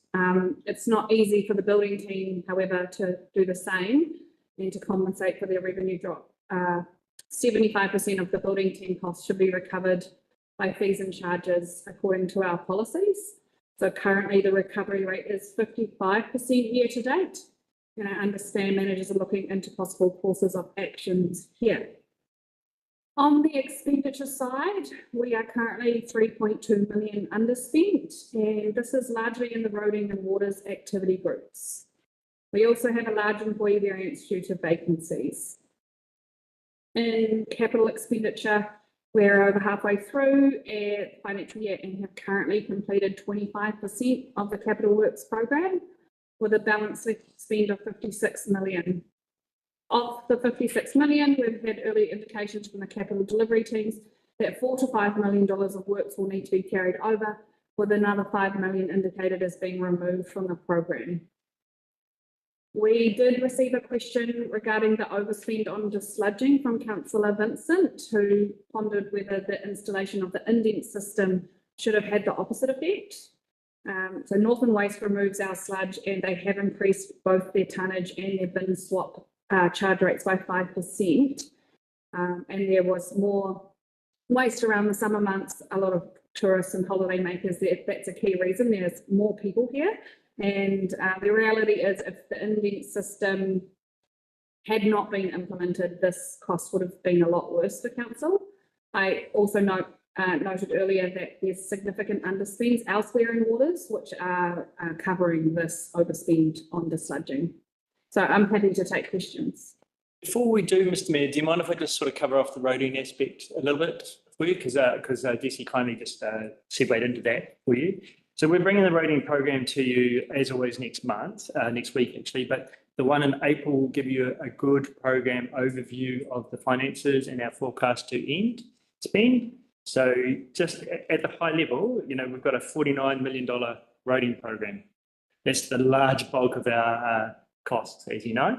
20 million of that goes to maintenance operations and renewals, and that's with the Downer contract, okay? Now, Downer are forecasting to spend that money, the 20 million, all right? So I want to give you certainty that they're out there on the roads doing what they need to do in that maintenance operations and renewal space. The rest of the budget, though, is there's an $8 million capital works budget. We're forecasting to spend about 4.9 million of that this year. The underspend that we won't get to is around 3 million in the bridge program. We haven't got the staff in the moment to do that, so we're working on that right now. But the bridge program is going to be underspent and will be carried forward. In the capital works, emergency works, we have a budget of 16 million. That's a significant program. We're forecasting a spend of about 8 million at this stage, so we will be carrying forward 8 million of that. Now, there is we were lucky enough to get the 92% subsidy, which Jesse alluded to, where we're trying hard to get as much as we can out on this program prior to June. But even so, we're still not going to be able to deliver the whole 11.5 million program, and we'll be carrying forward 8. So we're anticipating out of the $49 million at this stage, it will be carrying forward about 11.5. So that comes in at 3.5 mil the bridges, and the 8 mil around the emergency works at this stage. Which, to be honest, I think is not a bad result with the people we've got as well. So I just wanted to give you sort of a high-level overview. We'll give you more detail at the April briefing as well, just to give you sort of a certainty about where we're at in that program. I think it's important to do that because that's a key plank for this council. Councillor Lambert, Councillor Aaron Wilson-Collins, Councillor Nair. Thank you, Chair. Yes, you probably know what I'm going to ask you about is about the building team. And is their cost ring fenced, and is the expectation that they're to be self-sufficient? Expectation is that they'll be 75% self-sufficient. And that does depend on the revenues that they get in. And is that a hard and fast line? Because we are looking at an exceptional year, and we don't want to start slashing staff and things like that too, because it's going to get better. Yeah. That's crystal ball stuff, but I'm sure that no one's going to be slashing building team. No, what's the height of that comment? Oh, hamburgers, no, we're not doing that. The opposite to that question is, are they gainfully employed, right? And we have absolutely confirmed that they are. There's always work for them to do. Yeah. I'm just worried that that's a hard and fast bottom line, or is there movement there? There's always movement because it is dependent on what money you get in each year. And so that is recorded through our fees and charges report about what they actually achieved in the year prior, and it could be adjusted in future years' fees and charges to adjust that percentage if needed. But that might be one avenue that gets taken, but there could be many others. In good times, does it generally make a profit? Like, does it get up to 110, 120%? Are we able to make that up? Like when they're extremely busy? Yeah, it's That's good. Either taking on, it's having needs to be Yes. so the cost for. Yeah. Yeah. Gathering citizens, and that's. Yep. No, the return rate is set by our revenue and finance policy, isn't it? It's not that.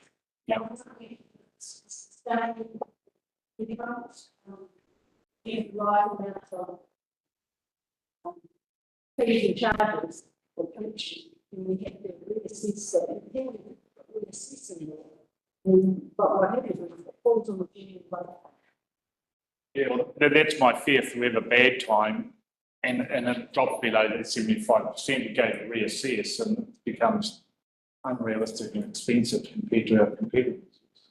But anyway, thank you. We can just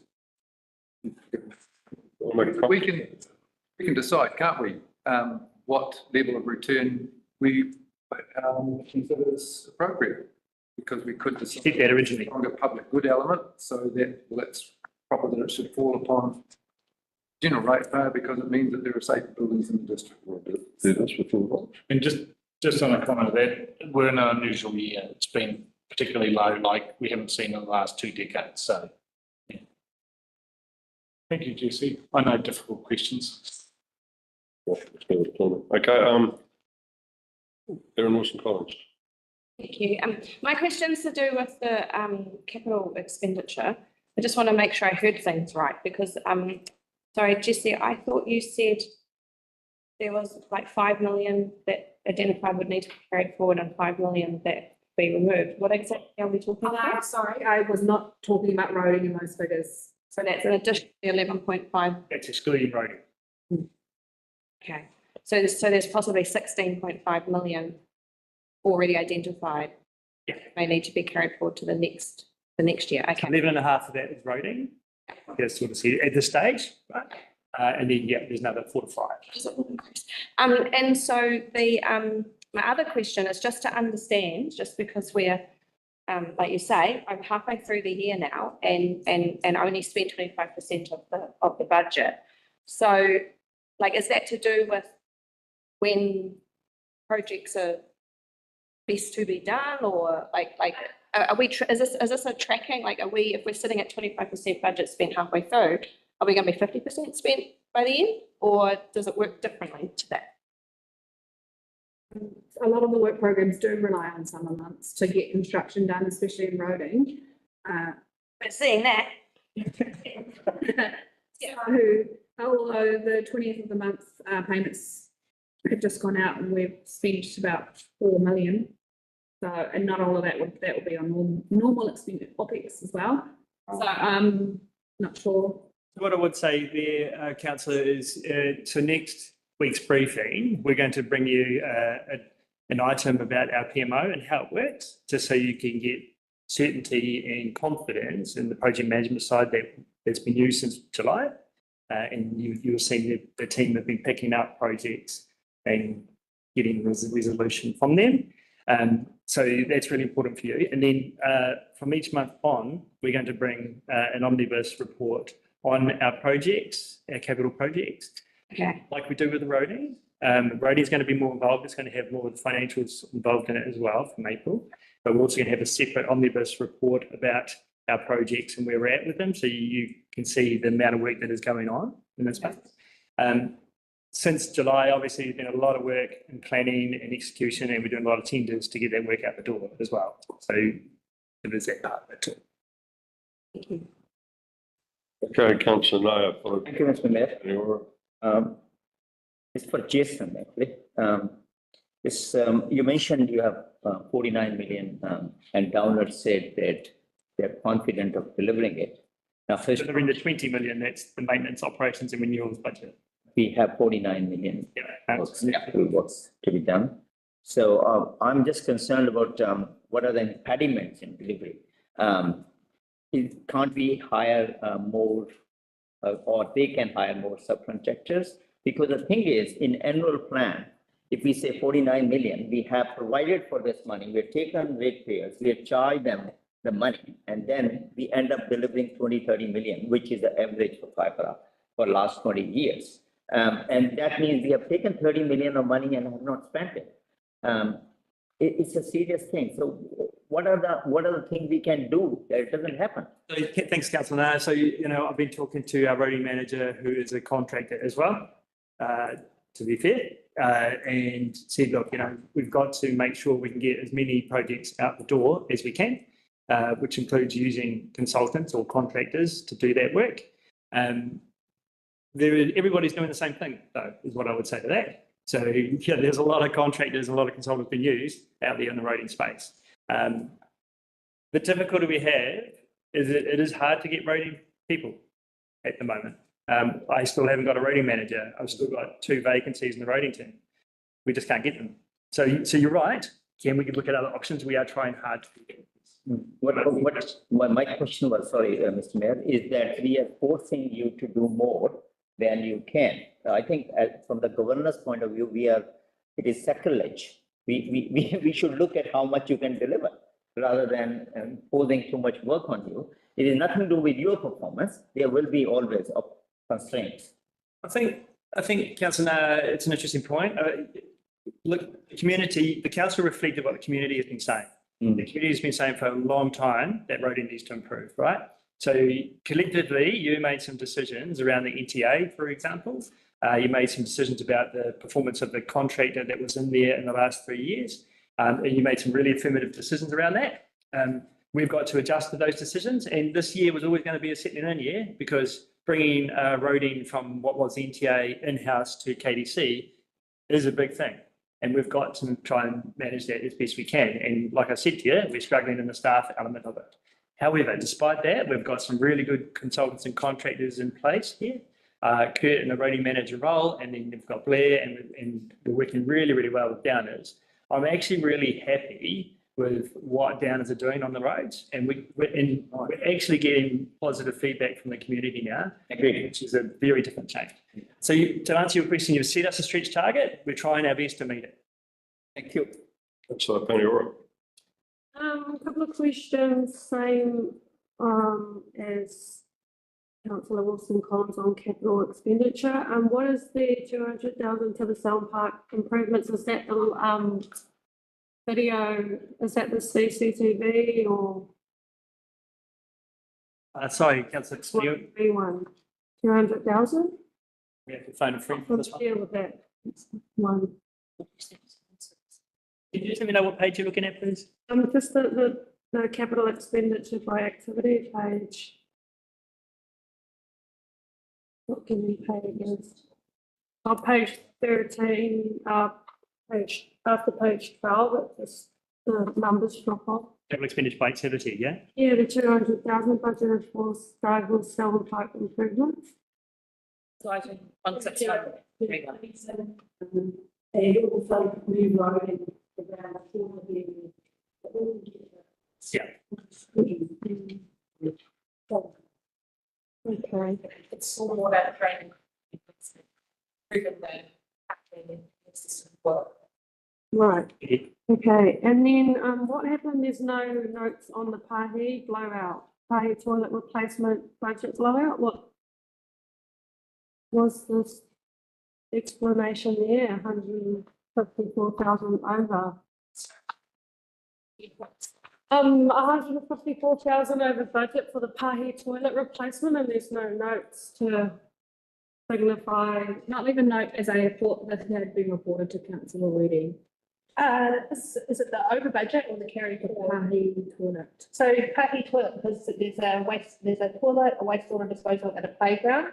What we're doing is we're moving the playground budget forward and the wastewater disposal, and wastewater disposal carrying forward that so that we can impact the community as little as possible. So that should be in the notes, because you have got the notes for the overspend for the Mangawhai Community Park drainage, which you're saying is coming from the Robert Street stormwater to cancel it out. So I think that should be, if you're killing two birds with one stone and it's coming from another budget, we should note it because it makes it look like there's another toilet to bath like the last. We can look at the notes. That toilet was done and dusted. It was, you're talking about the Pahi wastewater disposal field that's further down. Yeah, and so we're pushing it out for next year, Yeah. and we're bringing forward the playground over the next year as well, so that we're not ripping up a playground, leaving it a year, coming in a year later and putting in a disposal field. And is there a budget allocated? There's budgets for both of those. Okay, yeah, because we should. We just try to line it as a program. Actually, could I? And then there was what? Just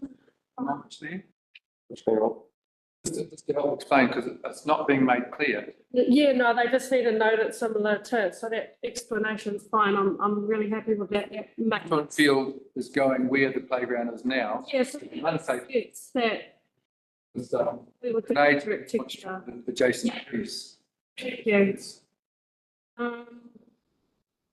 There was one other, sorry, I've lost it. You could come back to that, Councillor Williams. Thank you. Just a question on we've got road and carry forwards, and we've also got capital projects carry forwards. What does that mean for the debt that hasn't been required that we necessarily raised it for? So are there more savings? Yes, so you can see in the summary of the report, the top of the report, where we show the profit and loss or comprehensive revenue and expense, that we're well over budget when it comes to investments and other income, and we're well under budget when it comes to finance costs. So those are both a result of our budget assuming that we're going to deplete all our cash reserves, and we haven't. So that's why we have more money in saving money on finance costs and gaining more on money in the bank. Okay. We don't draw down the debt till we need it. Do you recall your question, Councillor Paniora? Yes, it was the Kaiwaka Rangiora Road Park development. Has that been completed? Because it's looking like it's slightly over, but is that projected to blow out? It's completed, so that was just some final voting costs that were transferred into that budget. Okay, thank you. The questions, okay, thank you, staff. Move the statement, which is myself. I think we've traversed this sufficiently. Second statement, Councillor Vincent. Thank you, Mr. Mayor. Just take the opportunity to clarify further the implications of that relatively small line item as far as the party toilets are concerned.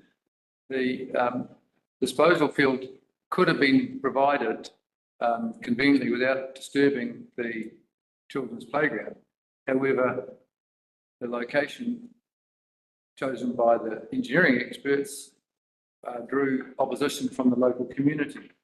So someone's been quite inventive in coming up with a solution using the area that is now being provided, and the playground will get a refresh, and the effluent field will be located somewhere where it's not controversial, and hopefully even though it comes at a greater total cost, the people should be happy with that. But no further comment. Appreciate it by staff putting it together. The other elected members, Councillor Aaron Wilson-Collins. Thank you. I just wanted to clarify my concerns around the capital works. It's not because I don't think people aren't doing the work or aren't working hard. I have a large concern around the capital total budget and the carryovers that happen every year. I'm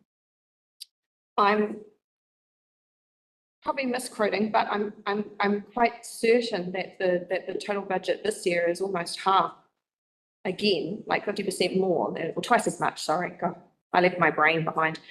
Twice as much as it was when I first came on council, and I don't think we ever completed the capital works projects back then either. So look, yeah, I'm not saying I know what the answer is today, but I just feel it's worth verbalising because we're going to head towards another annual plan, and you know, future councils really need to be thinking about how we can set up the teams, the expectations correctly for our communities as one, and the teams to be able to succeed as another and deliver what we say we're going to deliver.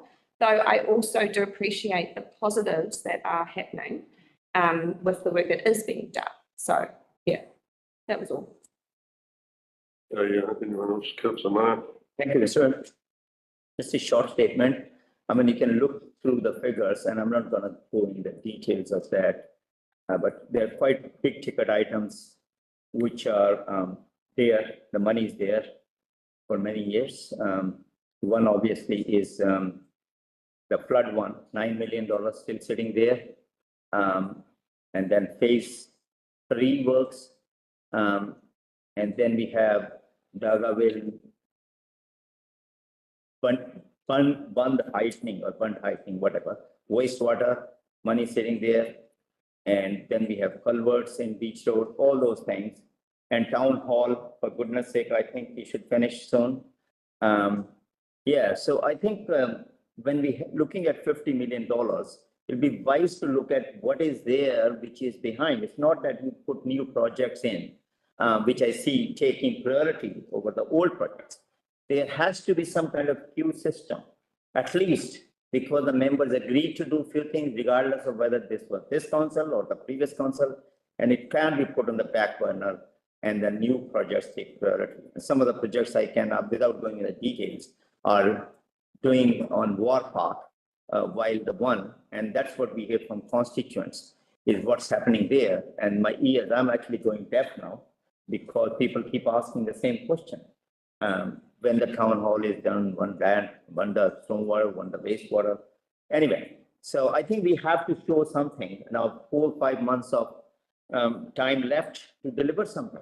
Thank you. Okay, any other comments? All right, I have to write a reply. Yeah, this is a difficult situation sometimes with getting work. That's the prime problem.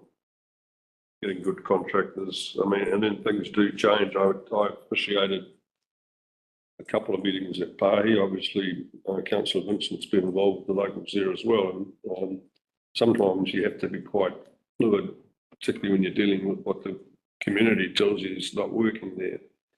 So,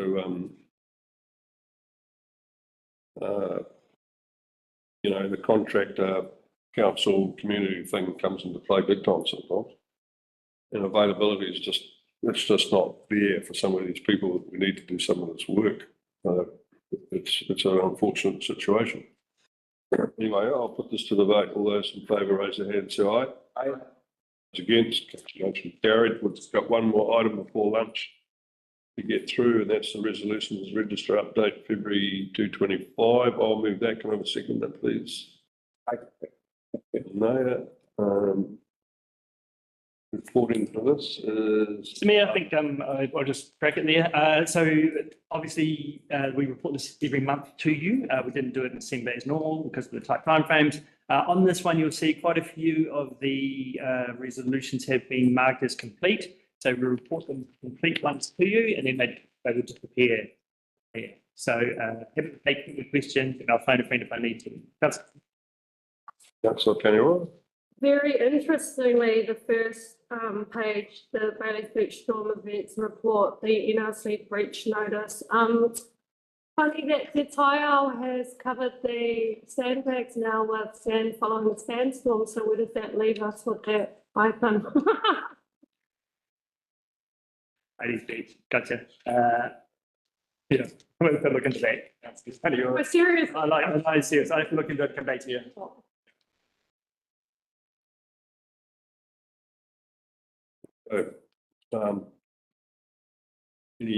Any question? All right. Move a statement. I'm happy with this. Move a statement, Councillor Nair. Nothing further to add, sir. Thank you. The other elected members wish to speak. Or offer their view. Anyone else? Okay. Let's put this to the vote. All those in favour raise their hands. Say aye. Aye. Against, motion carried. Okay, we'll adjourn the lunch at school 30. What time? 1 o'clock. 1 o'clock? Okay, 1 o'clock. Enjoy your lunch.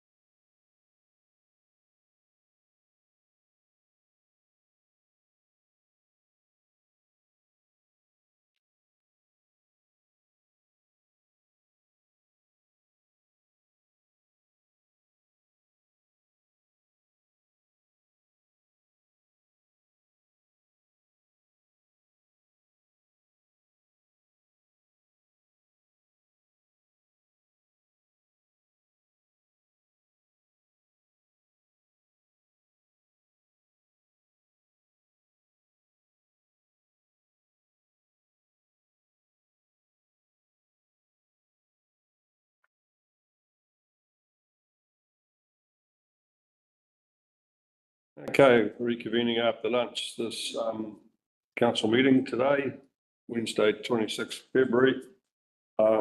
We now move into public excluded items. I need a recommendation to move into that. I'll put that motion. Can I have a second?